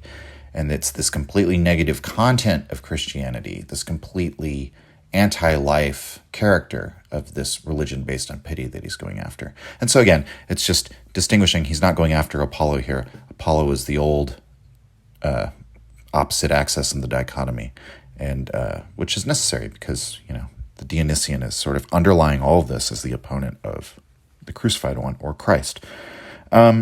We should distinguish something else, too, before moving on in the text, that what Nietzsche's criticizing here, really in the Antichrist, he's attacking three different things, which in some sense deserve to be conflated, but in another sense, it can make Nietzsche's work more confusing than it needs to be. And so I think it's useful to distinguish the way that he attacks Christ from the way that he attacks Christianity, and from the way that he attacks Christ or Christianity from the way that he attacks Christians. He attacks all three, but in different ways. And like his attack on Christ is very different from the way that he attacks the later Christians, for example. And while he's nothing but contemptuous of Christianity as a delivery system of pity, which really it's to say it's as a moral or metaphysical delivery system for weakness, it's Christianity some sort of a disease in Nietzsche's view, right? But Jesus himself is, at least to some extent, admirable, whereas we can't necessarily say that about a lot of the later Christians Nietzsche writes about. Now, what the word admirable means is, maybe that's a little subjective, so I'll clarify. Jesus to Nietzsche is awe-inspiring. He's an amazement. He's an extraordinary type. But just as, Nietzsche has to have a definitive answer on Schopenhauer. We talked about that in the last part of this discussion of the Antichrist, right? He's got all these nuanced thoughts on Schopenhauer and this complicated relationship with him that changed over the years, but in the end, he has to come down on one side or the other if he's going to do his revaluation of values. So however complicated his feelings are, he says that Schopenhauer is ultimately hostile to life, and so it's very similar with Jesus. It's foolish to just sort of vulgarly condemn Christ.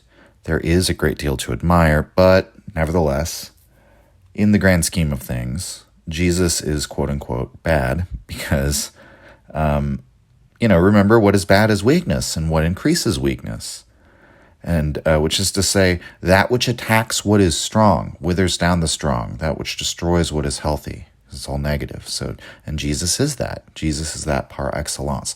That's ultimately the argument here as to the attack on Jesus, that all Jesus has done is to attack life, to attack the strong. In the grand scheme of things, in the ultimate finality, as in the world that we've inherited now in the modern day, that has been the effect of Jesus. Now, I'm not sure if I've mentioned this in the podcast before, but Nietzsche takes exactly the opposite interpretation of what most atheists take when it comes to the Old Testament God versus the New Testament God.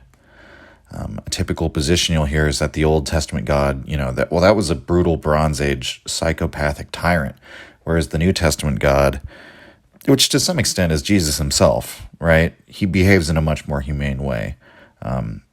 Even if somebody wants to insist, well, Jesus is a differentiated entity from God the Father, but even God the Father is a bit softer in the New Testament, if by no other reason, just by virtue of the fact that he sends his only begotten Son to die for mankind's sins. And more than one atheist has pointed out that this doesn't seem like the kind of behavior of the Old Testament God. And I think some Christians would disagree with that, actually. More interestingly, from what I understand, there were even some Christians who actually, like early Christian sects, who interpreted the story of the Bible, so to speak, as almost as actually two different deities. The Old Testament God and the New Testament God are different gods, which is an interesting idea. But, the moral assessment that most atheists give is that the Old Testament God was archaic. He's a quote-unquote bad image to hold of God. We evaluate the Old Testament God in a negative light. I've heard atheists say, the Old Testament God is immoral, even evil. And so they'll often say that, the New Testament God and Jesus, though, Jesus is a good moral teacher, even if he wasn't the Son of God. And the New Testament God seems to be a completely different, more merciful type of character. Schopenhauer is an example of this type of thinking to some extent. He wrote in his essays that the Old Testament understanding of morality was archaic and backwards because it's a view of morality based strictly on law. But it's a law that no man can measure up to. There's nothing redemptive about that morality because man must simply obey the law and he's punished if he disobeys. Jesus actually offers a moral understanding or a new moral orientation in which man can be redeemed and made whole, returned to their communion with God and so on. So the New Testament morality is more uplifting in Schopenhauer's eyes. The Old Testament morality he calls legalistic and primitive. And so, even though this essay of Schopenhauer's is not related to the broader topic of the episode, he brings this up as part of an argument that our modern morality is still trapped in the Old Testament perspective on ethics. He associates his philosophy more with the New Testament perspective. Nietzsche has a different view, however.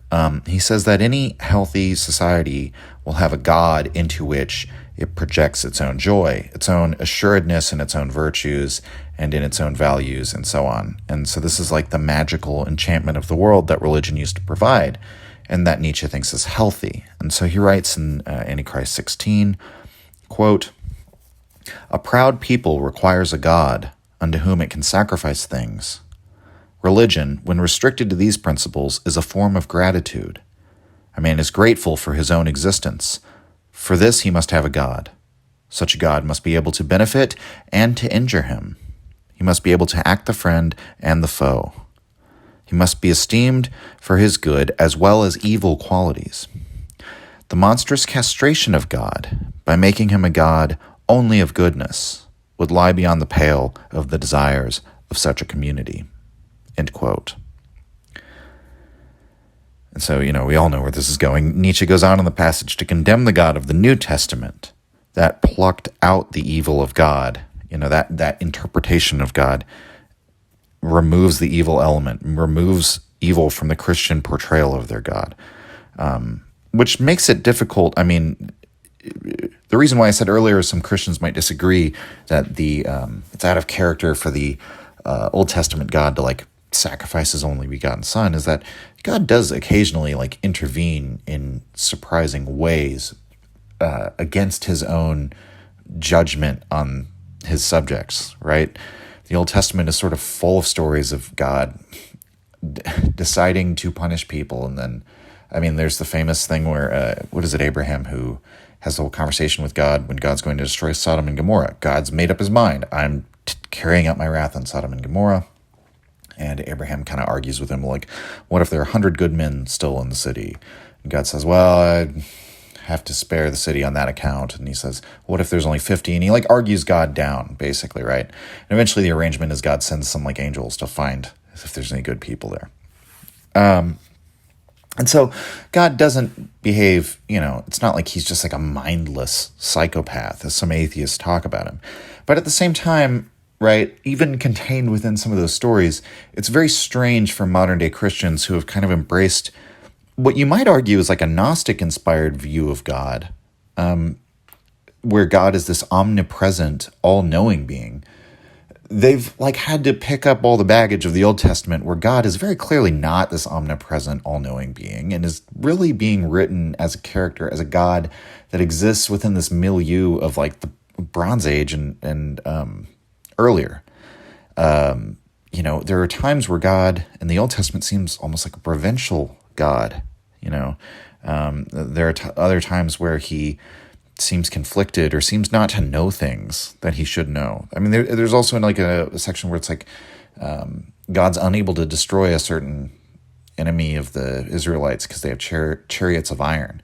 So there's all these relics of older understandings of divinity that modern day Christians have had to sort of adopt. But one of those big things, and it's always been a headache for Christians, is there are things in the Old Testament that show God behaving. That's where God says, I am a jealous God. That's where you have sections where they make sacrifices. It's said that God enjoys the smell of blood or the smell of burnt flesh. I think that's the main issue with the Cain and Abel story, is that that there's nothing God enjoys more than the smell of burnt meat or something like that. And then all the smitings and all that we all know about. And so the New Testament God. So I guess my point in all these digressions is that the Old Testament God maybe is not as bad as people make him out to be, but when you consider the view of God that becomes prominent in Christianity, even up to today, that God is this perfect moral arbiter, now Christians are in a position where they have to say that the evil things God did were actually good because God did them. They have to come down on that side of the Euthyphro dilemma. And it all sort of becomes good. Really, the point Nietzsche's using of good and evil here is being able to smite or reward, right? Being something that can be feared or loved. He's using good and evil in also a pretty old sense. But in any case, despite all those contradictions, which it's just kind of a fascinating topic for me, it's not really sort of coming to anything. We still have this contrast between the Old Testament and New Testament God. And so Nietzsche gives a number of reasons for why the New Testament God changes.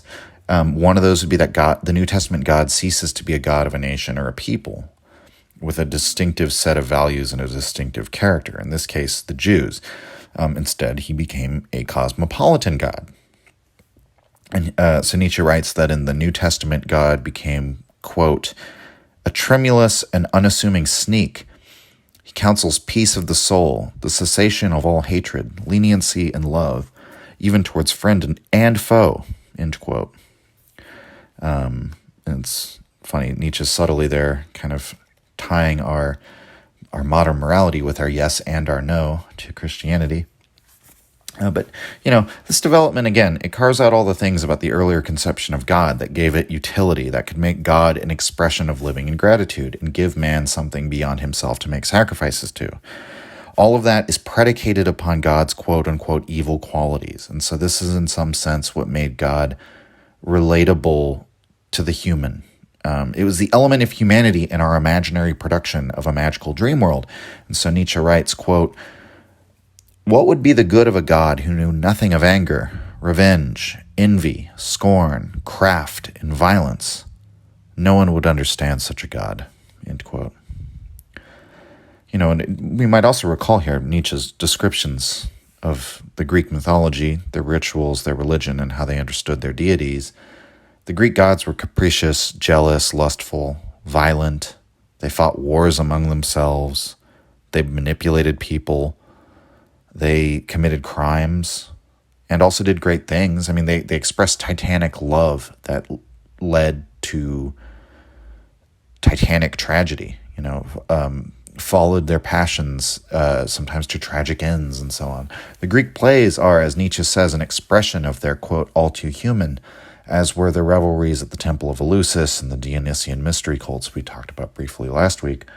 The commonality between these Greek gods and the Jewish God of the Old Testament, in spite of the fact that Nietzsche often contrasts the Greeks and the Hebrews, is that both their God images reveal beings which are both good and evil, as Nietzsche puts it, a being who can reward our sacrifices and requite our transgressions. And this places us into a power relationship with that God, and furthermore allows us to understand that God almost by that token, right? It makes it a relationship, not just in name only, but something we experience as a relationship. But so requiting injury with injury, though, that's not what Jesus in the New Testament preaches. He preaches to turn the other cheek, love the enemy. He promises to be the Messiah for all nations and all peoples. Blessed are the poor in spirit, the meek shall inherit the earth, all these things from the Sermon on the Mount. And so even within the Bible, Nietzsche is finding his opposition between the Dionysian and the Christian. The Hebrew God is actually closer to the Dionysian, whereas once we get to Jesus, as Nietzsche describes him in 17, quote, "The prerequisite of ascending life, when everything strong, plucky, masterful, and proud has been eliminated from the concept of God, and, step by step, he has sunk down to the symbol of a staff for the weary, of a last straw for all those who are drowning. He becomes the pauper's God, the sinner's God, the sick man's God." End quote. And just a note here. So this understanding of the God of the Old Testament, as a concept of God hailing from a time where man included both his good and evil within the divine, that was very influential on Carl Jung. Carl Jung did an analysis of the book of Job called Answer to Job, where he argues that the God that appears to answer Job in the final part of the book of Job, which, by the way, that's the oldest story in the Old Testament, to my knowledge. The Genesis story takes place chronologically earlier in the Bible expanded universe, but the book of Job is older. And so this is perhaps the oldest story in like the Western religious canon of all the religion, that we still practice. And Jung argues that the God that appears in this book is a God that is still unconscious. What does that mean? It means that man had not yet innovated the mental software to think critically about religion. And Nietzsche, if we were to have Nietzsche answer Jung, he would say, that's because they didn't need that mental software to think critically about religion. It was, would you assume that that's a good thing for us to start thinking critically about religion? That's his critique of Socrates, right? But, Jung is basically arguing, the time when the book of Job is written, they didn't have philosophical approaches to religion. They didn't think in terms of explicit metaphysics. And as Jung argues, whatever remains in the unconscious, like obscured from the understanding of the consciousness, will be projected by one's psychology onto the external world. So, for example, in the case of astrology, we looked up at the stars and projected ourselves onto them. We project the contents of our own psyche, our own imagination. But what we interpret out of that in our rational mind, because it's still unconscious to us, right, is that we're perceiving something that is profoundly above us and external to us. That in fact we're looking into the very fabric of being rather than the understanding that we're actually looking into something internal, which would be the actual fact. So God appears in the Old Testament. What he expresses when Job asks why he's been made to suffer as he has is, quote, "Where were you when I laid the earth's foundations? who marked off its dimensions. Surely you know." End quote. I mean, he basically browbeats Job by answering him in the form of merely like invoking his own power and saying, "Don't question me." So God is like, he's not a rational entity in the book of Job. He doesn't have a rational answer for Job. Because why would he? God is raw, unadulterated, unconscious, unself-reflective power, because that was man's worldview. That was man's conception of nature. His perception was of the supreme indifference of natural laws. He projects his own unconsciousness onto said nature as part of this process of enchanting the world, which, has the utility of giving the society something beyond itself to sacrifice for. And what does man then perceive as the God which rules over this world and set its foundations and dimensions? The indifference of nature is explained in a being that is both good and evil, just like the contents of our own unconsciousness, and just like the kinds of rulers that ruled over humankind during that time. And so this deity is ultimately merciful and gracious to Job because Job is his loyal servant, but who, when questioned, basically only answers in terms of might makes right to the extent that he answers at all. And so I just think all of that's fascinating. Jung was definitely influenced by Nietzsche there. Furthermore, I think this example of the book of Job and God as a sort of projection as the unconsciousness helps bring out the picture Nietzsche's giving of the Old Testament God compared with the New Testament God, which is a very conscious, intellect-based God, which again, distinguish it from the Apollonian. It's not necessarily what we're talking about, but then also remember what we talked about at the end of the last episode, that this intellect detaching from the world, detaching from the physical body, detaching from reality, etc., is Christianity. And that's a natural part of the decadence process, of the corruption of power. But what we've been building towards here is the portrait of that God, the New Testament God embodied in Christ, which will be the portrait of the crucified. And so keep in mind, as much as this is done as an attack on Jesus, it has that broader utility. Nietzsche needs to objectify or incarnate, if you might say, the opposing force to the Dionysian, the negative force, the force of weakness and decline, and the figure he has chosen for this is Jesus. The attack on Christ helps to cast light upon the anti-Christian force that Nietzsche sees in the Dionysian. So Jesus is serving here as a trans-historical archetype, the crucified one. So we can forget about all the arguments about the historicity of Jesus. That's not what this is about. Jesus here is a character and an archetype. His archetype is the total embodiment of life denial in Nietzsche's view. And so there was a work released also called The Antichrist by Ernest Renan, and in some sense, just as Genealogy of Morality may have been spurned on by the work of Paul Ray on the history of moral feelings, here it seems Nietzsche is also reacting to Renan's comments about the character of Jesus. Like many works of Nietzsche, The Antichrist is also polemical. It's probably no coincidence he took the name of Renan's work in order to completely repudiate Renan's ideas and say that Renan has everything backwards. And his issue with Renan is making Jesus out to be the archetype of the hero. And what is a hero? To Nietzsche, a hero is someone willing to be an enemy to his own happiness in the name of some greater quest.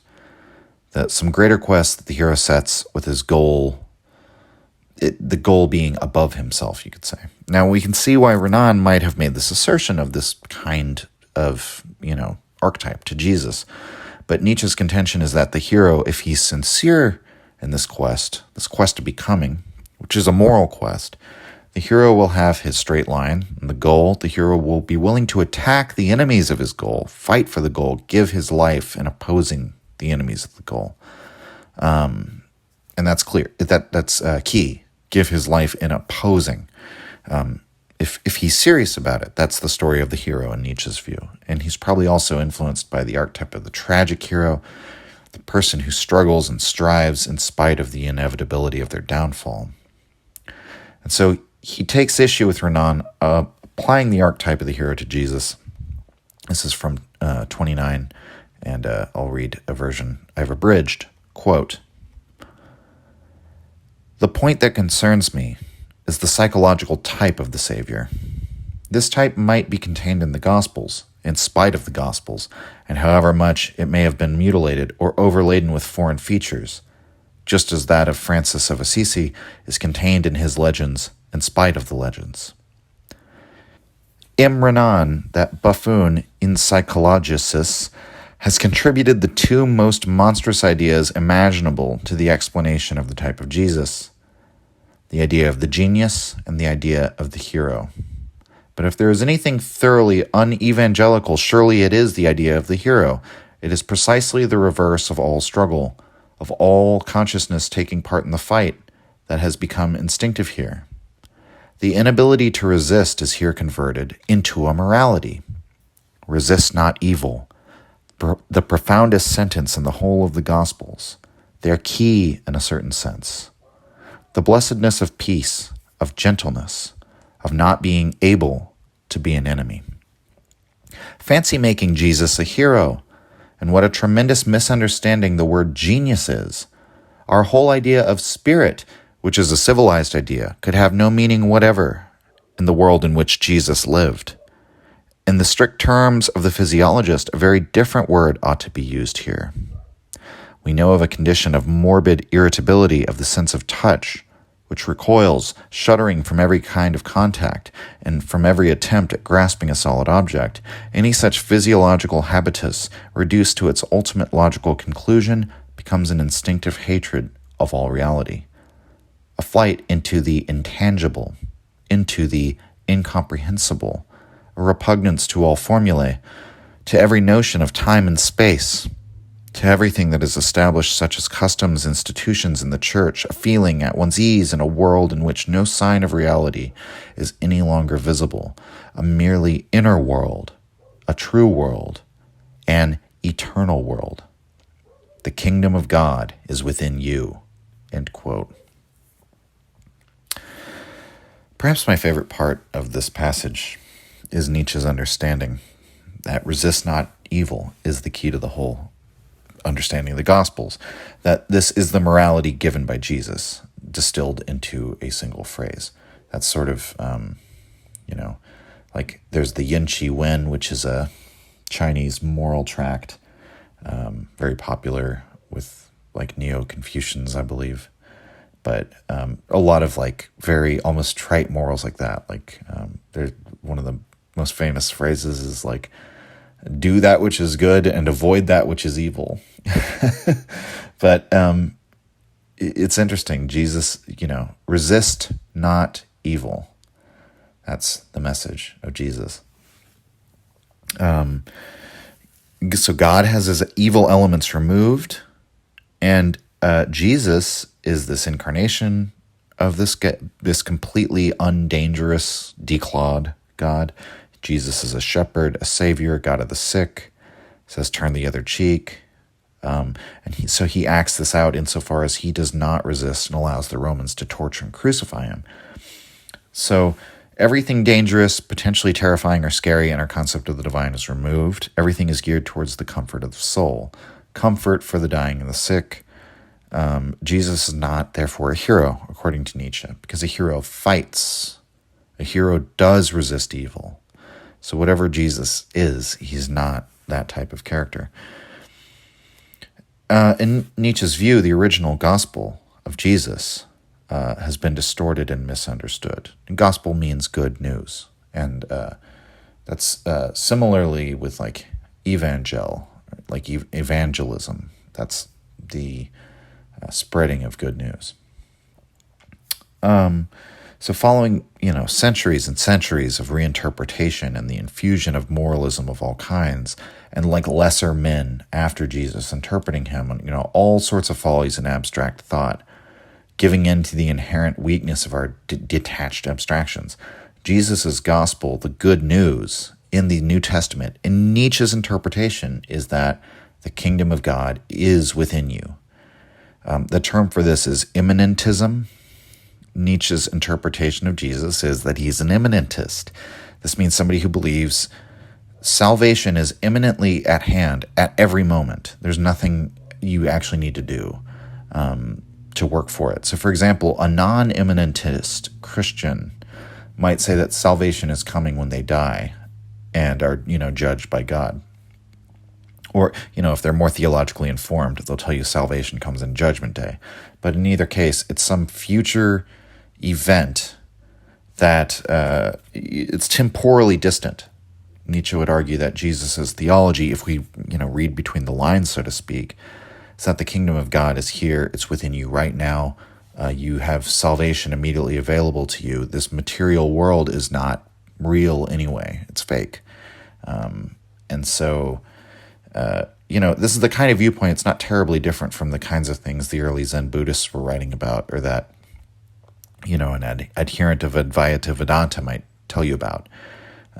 It's a similar kind of thing like this, that you're already liberated. You're already part of this undifferentiated pure body of the Buddha, or that you're the substance of the Brahman, of the Godhead, or so on, so forth. It's only your delusion that makes you not realize it.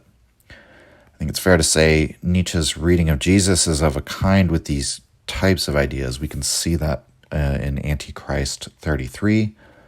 Quote, "The whole psychology of the Gospels lacks the concept of guilt and punishment, as also that of reward.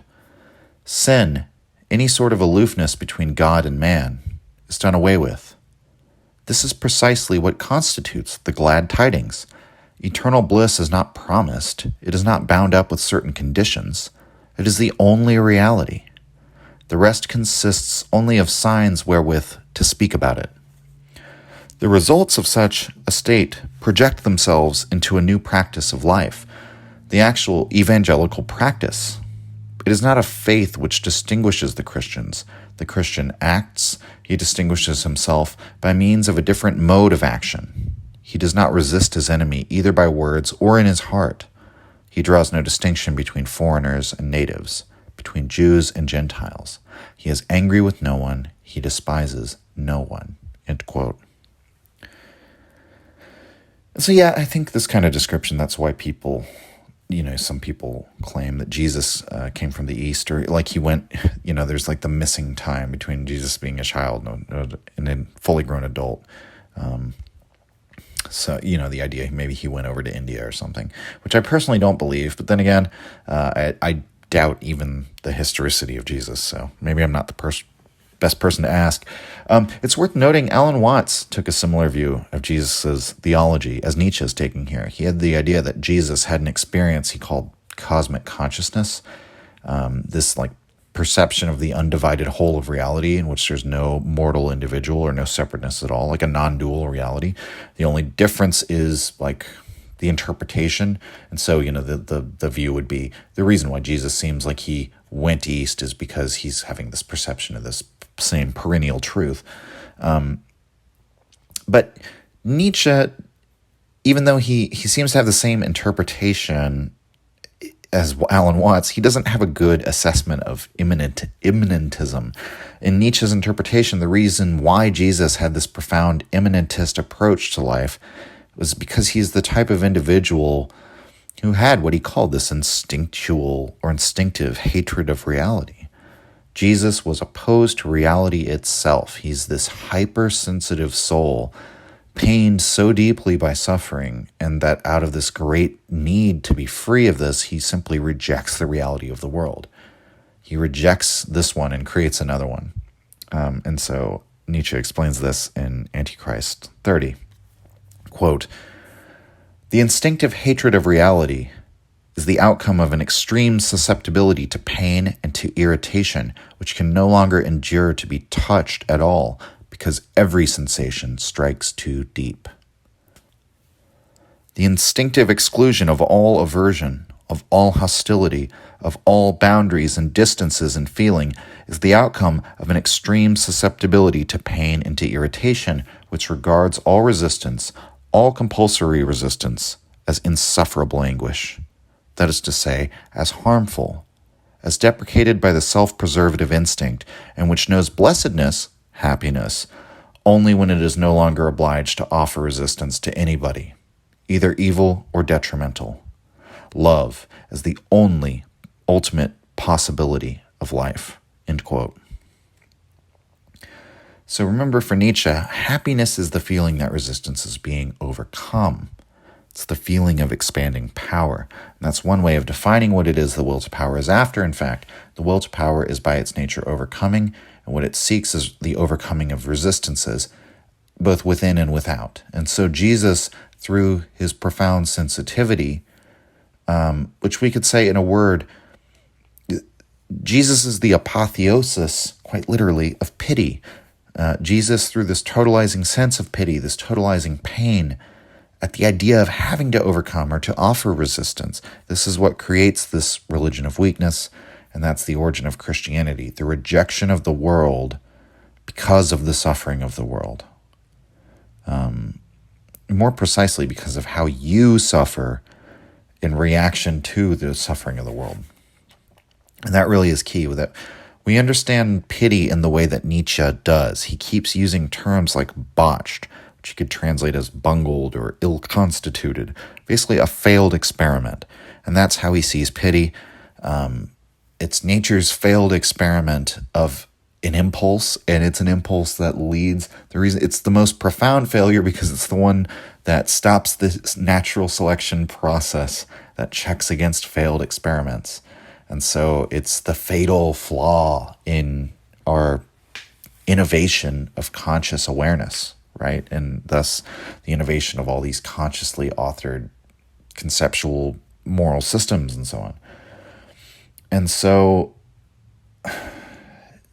in the sense, you could say maybe then pity is destined to die off. That would be an optimistic view. Because another thing to understand, that the pity is ersatz. It is suffering that is affixed to the world that has no productive function. So Nietzsche, I have to clarify here, he's not against suffering as such. He often talks of how we can improve or be tempered in the fire of suffering. But he doesn't have a fetish for suffering as Christianity does, because suffering is only useful as like an inducement to life. In the case of pity, it's like an indictment on life. And, that's how kind of we discussed in the last section of how Schopenhauer saw pity as a useful virtue because it makes life questionable. But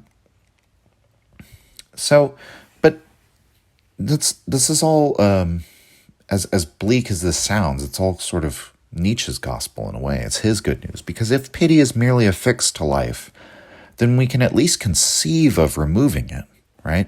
And this is another thing that I think is very important, that through Nietzsche exposing all these things as historically contingent, right? All of our moral codes that we take to be so universal and absolute as actually being culturally relative or individually relative even productions of that nature,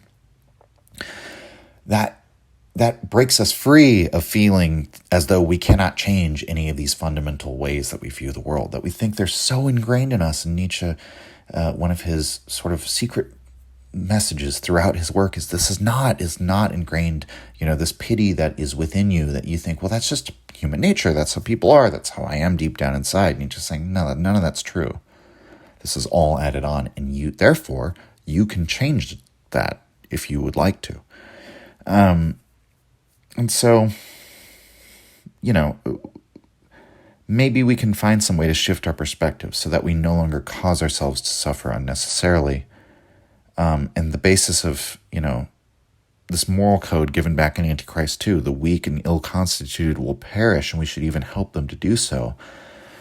I think this is helpful now that we've gone over all this, that you don't have to understand that maxim in terms of like helping individual beings to perish. Although I want to, make clear to Nietzsche that may be entailed. I'm not saying it's not, but rather to how this might be relevant to your own life. In effect, in our own revaluation of all values, because all of us free spirits are our own revaluation incarnate.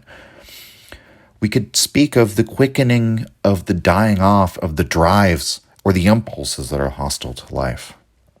And I think a lot of the confusion from reading Nietzsche is that many people don't understand when he's discussing things on this individual level, he's thinking of the world on the level of drives, not rational actors and sovereign individuals. And so even scaling up to the group level, you can still look at things in terms of which drives are predominant. And so, for example, this pity this botched, failed experiment on the human psyche that's yielded terrible results in Nietzsche's view. Maybe we can get rid of pity. Maybe that's the botched, weak, awful thing that we can shuffle off, shake free of its mortal coil. But nevertheless, so we'll return to Jesus. However much the image of Jesus may have done great harm, as we've said, he is extraordinary, and in fact set far above all of his followers. Jesus is this unique individual. He's the rarest of specimens, in a sense, a man who truly felt the sting of the world so deeply that he completely denied it. Evil's not even worth resisting because nothing in this world is real to Jesus. He does not even resist his own execution because it is no matter. The kingdom of God is at hand. We can look at Antichrist 34, quote, "The kingdom of heaven is a state of the heart, not something which exists beyond the earth or comes to you after death. The whole idea of natural death is lacking in the Gospels. Death is not a bridge, not a means of access. It is absent because it belongs to quite a different and merely apparent world. The hour of death is not a Christian idea. The hour, time in general, physical life and its crises do not exist for the messenger of glad tidings." End quote. This shows how Nietzsche is setting Jesus apart from his followers again. None of Jesus's followers, even the more impressive among them, ever attained to this level of complete indifference towards, or indeed the rejection of the physical world. This is important because it distinguishes his criticism of Christianity and of Christians from the criticism of Jesus. Nietzsche is not saying that the modern-day Christian of his time lives in total denial of reality in the imminent kingdom of heaven like Jesus did. He's actually saying only Jesus truly lived like that. Let's not make this stupid, though. This isn't to say that Jesus was good and his followers were bad. Because, again, it's complicated because Jesus' model that he so thoroughly incarnates, or manifests, that his followers could never even come close to, is that of total weakness embodied in a person, the crucified one. So, and according to Antichrist too, again, very clear, straightforward, moral revaluation. That's bad. So no one even comes close to measuring up to this total denial of reality that Jesus lived in. We can't say that that's a good thing, but we also can't say it's a good thing that his followers didn't live up to it, right? We'll just get back into the text. So Nietzsche writes in 39, quote, "I will retrace my steps and tell you the genuine history of Christianity. The very word Christianity is a misunderstanding. Truth to tell, there was never more than one Christian, and he died on the cross. The gospel died on the cross. That which thenceforward was called gospel was the reverse of that gospel that Christ had lived. It was evil tidings, a disangel.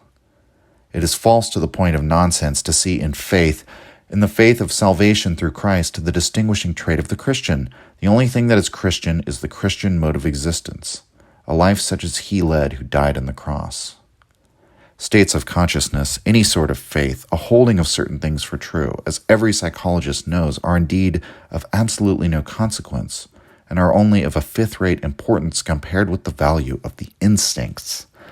More exactly, the whole concept of intellectual causality is false. To reduce the fact of being a Christian, or of Christianity, to a holding of something for true, to a mere phenomenon of consciousness, is tantamount to denying Christianity. In fact, there have never been any Christians. The Christian, he who for 2,000 years has been called a Christian, is merely a psychological misunderstanding of the self.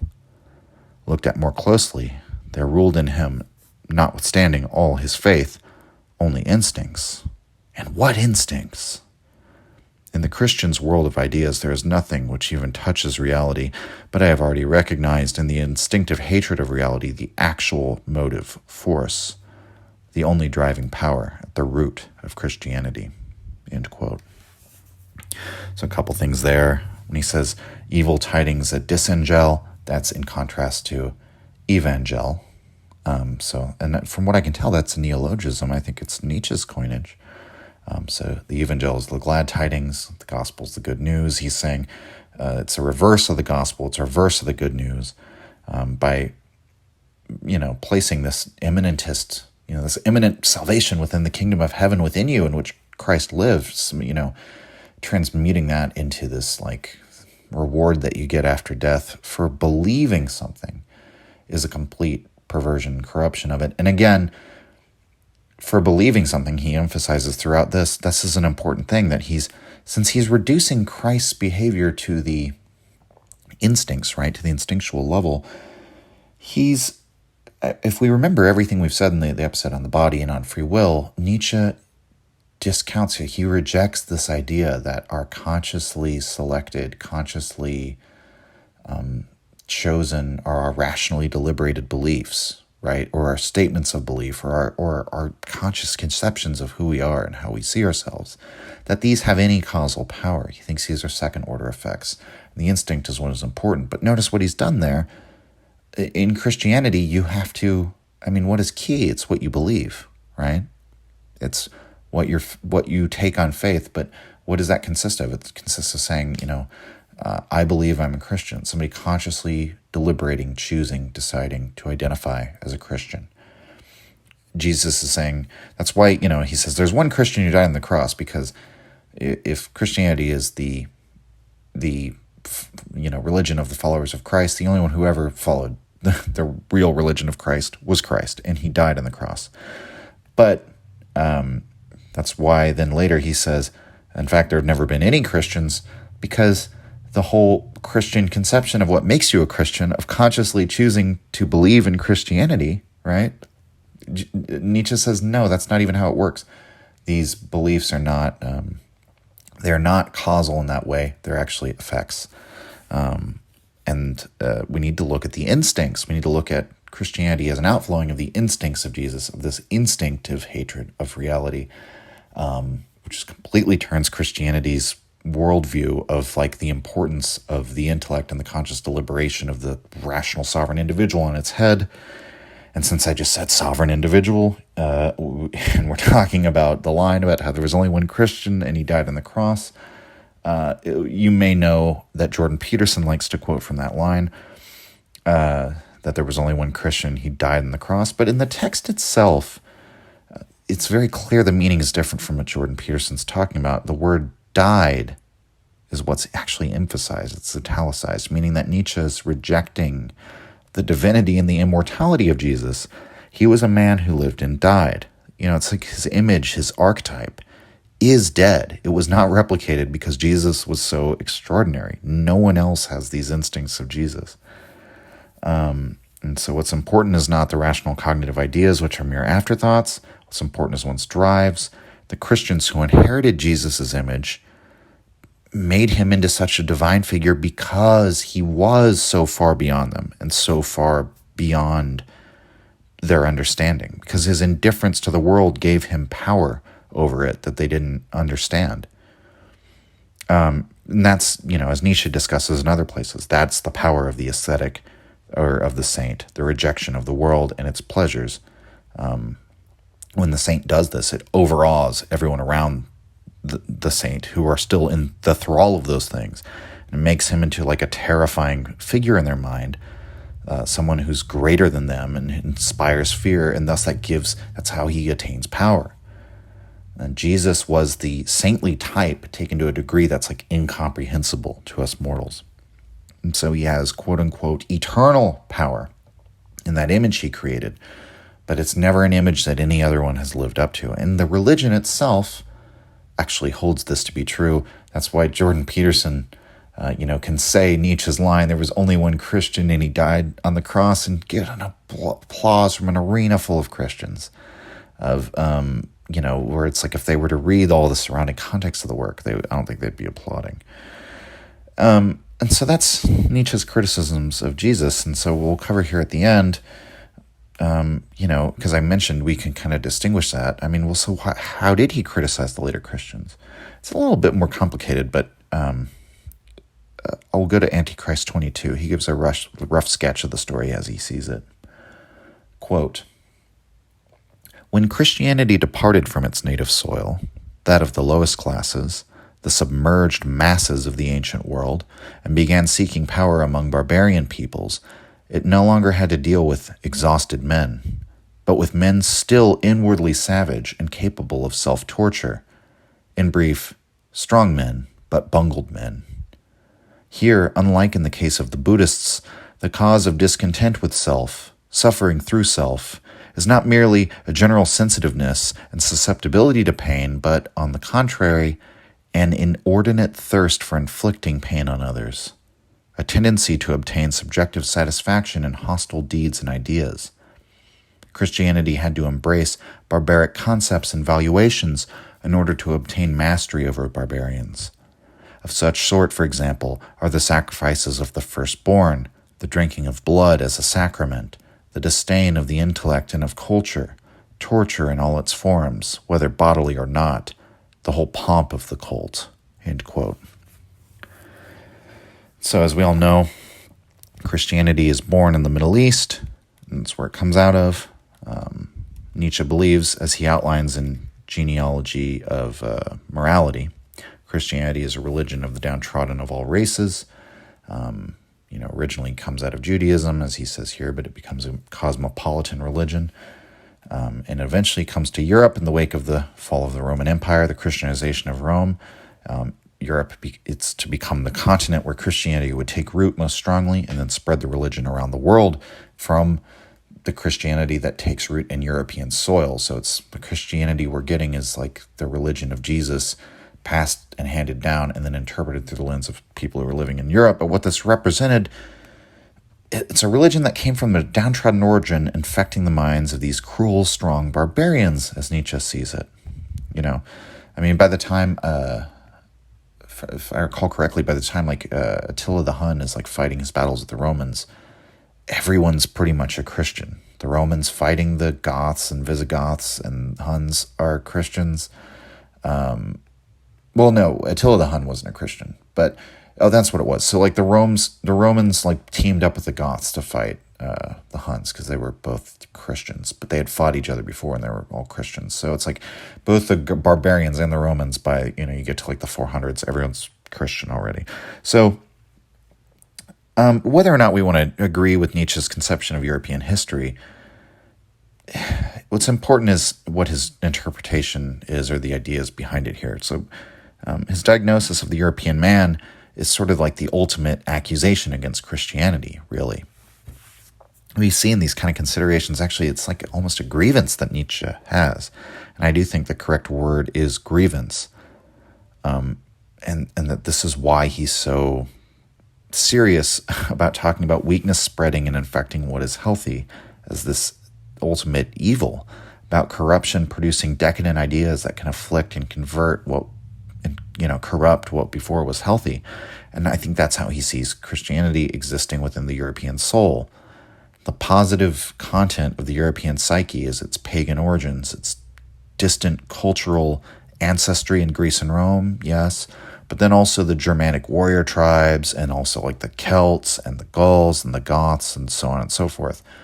This positive cultural content, which was based on life and was pro-nature and was powerful and healthy, this positive content within our collective psyche is being smothered by Christianity today by this negative force. And this is about as close to lamenting as I've ever seen Nietzsche come, in the later chapters of the book, talking about the loss to Europe and the loss to world culture that was caused by Christianity coming along to subjugate and smother the beautiful European pagans and even the Muslim Moors of Spain.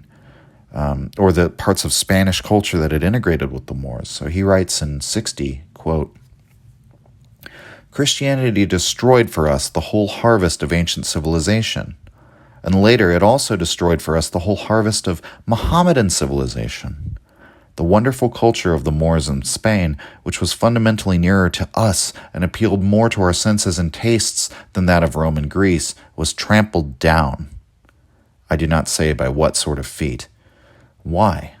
Because it had to thank noble and manly instincts for its origin. Because it said, yes to life, even to the rare and refined luxuriousness of Moorish life. The Crusaders later made war on something before which it would have been more fitting for them to have groveled in the dust, a civilization beside which even that of our 19th century seems very poor and very senile." End quote. So, it's funny. In the Jordan Peterson reading of Nietzsche, he lamented the death of the Christian God. Whereas, that never seems to be Nietzsche's tone on Christianity, outside of the one passage in which he has that whole tone come forward in the soliloquy of the madman, which is really a way of warning all of us of the danger that's coming, right? But here Nietzsche laments not the end of Christianity. He laments that Christianity was allowed to sweep across Europe and destroy all the other beautiful cultures, before which the Europeans should have been, groveling. And so again, just a side note about how that's a bad reading of Nietzsche. When you really understand what Christianity is, he's lamenting the death of God. He's not lamenting the death of Christianity. I don't know. Even then, I think lamenting is a bad word to use for Nietzsche. Maybe it is even a bad description of his tone here. But in any case, it's that interaction between the two moralities, between the pagan, barbarian master morality and the Christian weakness-based morality that produces this genealogical offspring. Christianity becomes transformed. It becomes this particularly ugly thing with the introduction of barbaric cruelty into the system. And that cruelty, as Nietzsche discusses in Genealogy of Morality, is redirected from outwards to inwards. With the denial of the world and all of the denial of the value of the world and the physical world, what Christianity does with that impulse for cruelty that it still exists to a high degree in the European soul, right? At the time when Christianity is introduced. When Christianity is introduced to Europe, they are not yet decadent. These are young, strong, what in John Glubb's essay, he would say these are emerging breakout empires, right? These are young civilizations. But then with this impulse for cruelty, which they naturally have as a young civilization, in Nietzsche's view, it's turned inward against its own psyche and then begins to generate suffering within itself. Why would that be? Well, because Christianity is weakness incarnate and a rejection of the world. This generation of suffering within oneself, well, for one, it makes this world that we exist in more questionable. But of course, also the thing is, Christians say suffering builds character and all that. So more importantly, suffering becomes understood as the payment for sin, or as restitution for sin. Suffering, which is perhaps the worst thing for the world in Nietzsche's view, becomes reevaluated as good for the soul. This is all in the realm of imagination, as Nietzsche pointed out earlier, with imaginary sin being paid off by the imaginary cause of suffering. So effectively what we have is the strong impulse of the European spirit being hijacked and then turned against itself, turned against life, to live in this state of heightened suffering in which you will yearn for the world beyond, for the release, for the relief from this suffering. And so that's sort of his critique of the later Christians, and many of his criticisms of modern society can be seen as related to that genealogical origin of our modern belief system, having these two origins and wanting us to recognize the weakness of the Christian side of that origin. But the third target of Nietzsche's is really neither Christ nor the individual Christian, but you could say that maybe not another attack, but another thing that Nietzsche's doing here is analyzing Christianity as this social phenomenon, and from a genealogical understanding of that idea. As we all know, he'd been doing this for years and years by this point. But again, this is a nice culmination text here, this slim little essay of the Antichrist. And so perhaps the best way of encapsulating the overall criticism of the Christian morality, in addition to everything that has already been said, is laid out in 24. Antichrist 24, where Nietzsche ties all of this back to the work and genealogy of morality, and once again dresses his arguments in the language of that opposition. And the key to understanding this is, as we said in the episode about master and slave morality, that Nietzsche sees Christianity as taking root within the soil of Judaism, and as it's a profoundly Jewish thing. He calls Jesus and St. Paul the two most Jewish Jews who ever lived. And again, why this is important, it's not to attack the Jews. It's to actually, what Nietzsche's doing is to attack the anti-Semitic notion that Christianity was somehow oppositional with Judaism, which was very popular among the Germans at the time. But he's pointing out, if anything, modern-day Christianity is like a worse form. It's a sicklier form of Judaism. However we want to understand it, though, Christianity is undoubtedly, it's like this fulfillment and necessary conclusion, in a way, of some of the core tenets of Judaism. That's another way of saying it. But anyway, so here he describes it's not the origin of Christians, it's not the origin of Jesus, it's sort of like the origin of Christianity from a sociological standpoint. So, Antichrist 24, quote, "In my genealogy of morals, I give the first psychological explanation of the concepts underlying those two antithetical things, a noble morality and a resentment morality, the second of which is a mere product of the denial of the former. The Judeo-Christian moral system belongs to the second division and in every detail.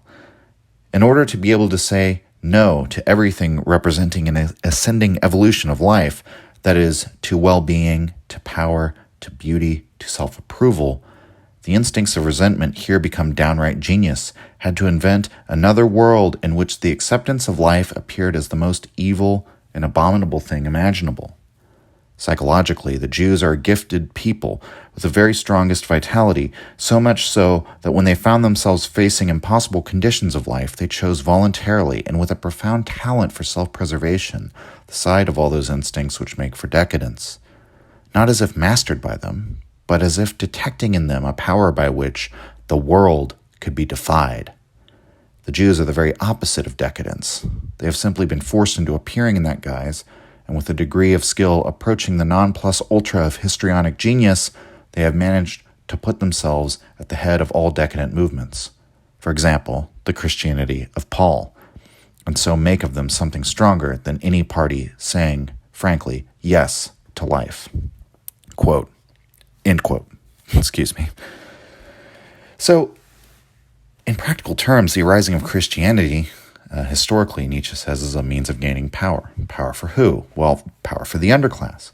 This comes out of Judaism because the Jews, in Nietzsche's interpretation here, are masters of existing in impossible conditions and existing as the underclass, existing as foreigners, as the downtrodden. What they produce is the ultimate cosmopolitan religion. They give rise to the ultimate world denier, Jesus, and this produces the ultimate religion of decadence, of the most powerful world-denying image. It's harnessed by the underclass because the weak are aimed at power just as the strong are. They can use that decadence. So this is part of the insight of like Paul Katsafanis' reading of Nietzsche, of constitutivism. Every action is in some sense constituted by will to power, even if it emerges from what you might call quote-unquote weakness or decadence. It's a constituent part or a constitutive part of action. So therefore, it's only natural for the underclass that they harness Christianity for its power. That's what every action ultimately has to be aimed at, that in some sense. And this is, that's the importance of Nietzsche's meta-ethic and why he wishes to have this new direction for us free spirits, so that we recognize that because everyone implicitly has to act in accord with the will to power, we can't simply be value neutral in respect to how we view morality as such or the moral aims of others, because if left unchecked, the weakness, the corruption, it will seek out power and gain it and eventually and use it for its own ends. Eventually it'll weaken and collapse everything around it, or collapse your whole culture. And yet Nietzsche, as we approach the end of the work, he can't help. He shows us his other side. And so all of this project is to give us that clear direction. His side, which sees, everything is will to power, right? But then he has his other side where he sees everything as contingent, and his side which wants to deconstruct and attack, and which is cynical. It's his skeptical side, we could say. And I think implicitly here, there's an issue for his aspiration to a yes, a no, a straight line of goal. But I'll let you decide. This is in 54, quote, "Do not let yourself be deceived. Great intellects are skeptical. Zarathustra is a skeptic.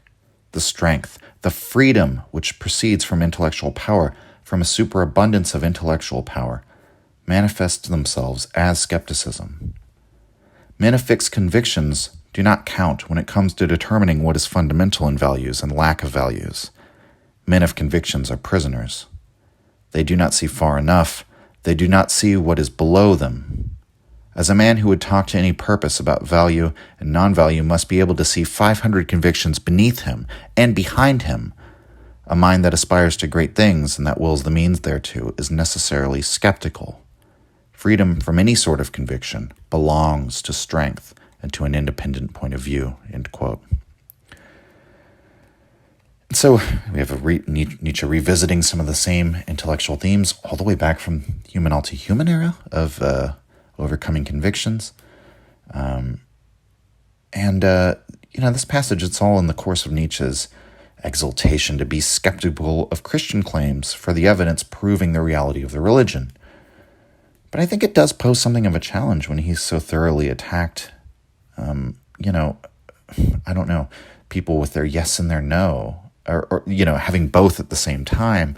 I don't know. I know there are ways that we could say that this is merely a linguistic confusion, and it just needs to be further clarified, and that in context all these ideas make sense, and they do to some extent. But it's, I guess we could just say, is the direction that Nietzsche is posing here itself a conviction? Does he have the conviction that will to power is, this ultimate value? Or does he see convictions as maybe something else that are merely contingent, and will to power is this absolute truth? I don't know. I think, that we should be able to actually sear through this relativism into a perspective above, that in which we possess this clear set of values and have our eyes set in our yes and our no. I don't know. I don't know if that works with this idea that we have to be skeptical. It's almost because, I don't know. In some sense, skepticism it's a rational process. It's a rational production. And so maybe we would have to be forced to conclude he's using skeptical in a broad, extended sense that is not maybe the conventional meaning of the word skeptical or conventional meaning of conviction. But we're getting a bit late in the episode, so we'll keep moving. Because he goes a little further, actually, in the next section we'll look at in 55.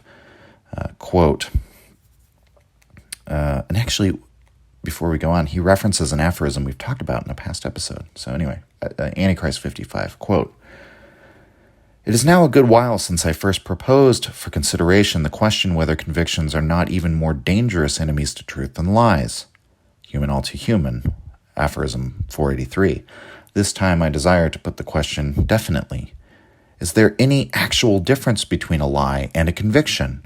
All the world believes that there is, but what is not believed by all the world? Every conviction has its history, its primitive forms, its stage of tentativeness and error. It becomes a conviction only after having been, for a long time, not one, and then, for an even longer time, hardly one. What if falsehood be also one of these embryonic forms of conviction?" End quote. So Nietzsche's raised all these questions before, but again, I'd simply apply them to his own model of the will to power and his straightforward statements about what is good and what is bad. We have to ask the question ourselves, is Nietzsche consciously crafting a lie here in order to plant the seeds of a new conviction? Because he feels that we need it. Well, then why include this? It's almost like he can't help himself. He can't help but bring this to light again to expose convictions for what they are. Contingent ideas that continually are mistook for the universal. And then he raises the point here, possibly even consciously authored fictions. Anyway, he kind of gets around, he kind of evades this consideration I'm raising in 56, where he says, quote, "In the last analysis it comes to this. What is the end of lying? The fact that in Christianity holy ends are not visible is my objection to the means it employs. Only bad ends appear. The poisoning, the calumniation, the denial of life, the despising of the body, the degradation and self-contamination of man by the concept of sin. Therefore, its means are also bad. I have a contrary feeling when I read the Code of Manu, an incomparably more intellectual and superior work, which it would be a sin against the intelligence to so much as name in the same breath as the Bible." End quote. So, the Code of Manu, also known as the Law of Manu or the Manu Law Book, it's the law of the Indians, which established their caste system. And so Nietzsche is, of course, talking about a strictly hierarchical society. It's an incredibly reactionary position. And I think elsewhere, it might be in his notes, where he says the sun shines over the whole book, speaking of the Manu Law Book. But aside from however you might feel about that kind of socio-political opinion, notice the standard he's establishing here. We evaluate a lie by what its end is. What is this falsehood aimed at? And so again, even as he criticizes things like convictions, which he says are of a kind with lies, he seems here to suggest that the goal, the end the lie is serving, is what matters. We might remember the falseness of a judgment is not in itself an objection to a judgment. It's here that our new language must seem strangest. That's what he said in Beyond Good and Evil. The issue is to what extent a judgment is life-enhancing, life-preserving, etc., so on and so forth. So I don't think it's necessarily a contradiction in Nietzsche's thought, because I think we have here the closest approximation of how he dealt with it. His indictment of Christianity is not that it lies, but the direction that the lie pushes mankind in. The Manu Law Book, meanwhile, is a more honest lie. It acknowledges the hard, basic truths about reality as Nietzsche sees them, such as like inherent differences between ranks of people. So again, you could also see it as the difference between Apollo and the Christian, impulse. Ultimately, whether will to power is an objective universal truth or merely Nietzsche's own conviction, his own noble lie, is not what matters, at least not to Nietzsche. That's why we can never truly resolve the contradiction. Because what matters is the direction that the will to power doctrine that Nietzsche is expounding pushes humanity. So, there's a lot of other great stuff in the Antichrist. I encourage you all to read it. There are arguments here about Buddhism, comparing Christianity to Buddhism that I'll surely bring up when I do an episode on Buddhism eventually. There's remarks about Islam, about the Renaissance, what Nietzsche saw as this tragedy of Lutheranism that befell Europe. That's sort of like the Germans' original sin against Europe for Nietzsche. That the Germans, through Lutheranism, they prevented this flowering of the European culture, which might have reconciled or made sense of or brought to light those contradictions in the European psyche inherited from that interaction between the master and the slave morality. And again, the tension, the conflict, it's not necessarily bad to Nietzsche. It's the tension that's what draws taut the bow of the soul, right? And maybe that can draw it even more further back. We might, be able to fire off that arrow of the soul. But he needs, I'm kind of referencing here the preface to Beyond Good and Evil, but that's often to kind of combine those two metaphors. That's what he's looking for in the direction. Where are we aiming? And so in the end, he pronounces judgment on Christianity, putting himself as the role of judge, thus in the role of God. And he says that he would write his criticism of Christianity on the walls of eternity, call it the immortal blemish on all mankind. Lots of fun ironies here. And the final sentiment in the entire book is an attack on the convention of calculating our calendar from the beginning of the Christian religion, traditionally associated with the birth of Jesus. He calls this day a dies nefastus, which was an inauspicious or unlucky day on the ancient Roman calendar. He writes in Antichrist 62, at the end of the text, quote, "And mankind reckons time from the dies nefastus when this fatality befell, from the first day of Christianity. Why not rather from its last? From today, the transvaluation of all values." End quote. So you heard it here first. We're abolishing the Christian calendar here at the Nietzsche Podcast and beginning again starting at 2022, or as it shall now be called, year 1, now that we've began our attempt at the transvaluation of all values. So Merry Christmas. Happy New Year. As of when this episode is airing, I'm driving back from Colorado from spending Christmas with my family. I wanted to wish all of you some of that holiday spirit as well, even though I've decided to do this blasphemous episode. I rather enjoy celebrating Christmas with my family, though I'm sure it's the pagan elements I enjoy the most. Whatever it is you celebrate or don't celebrate, though, by next episode will be in the new year, and I'm excited for the topics we're going to cover as the podcast continues. This is a sort of turning point I wanted to do the Antichrist as this turning point. It just works perfectly with the time of year, and also the fact that it sort of sums up a lot of the things we've been talking about. So to all of you who've listened from the beginning up till now, and to all the patrons especially, thank you. I appreciate you all very much. I'm thankful for you, and Merry Christmas, Happy Holidays, Happy New Year. We're going to keep growing and do great things in the new year. Signing off.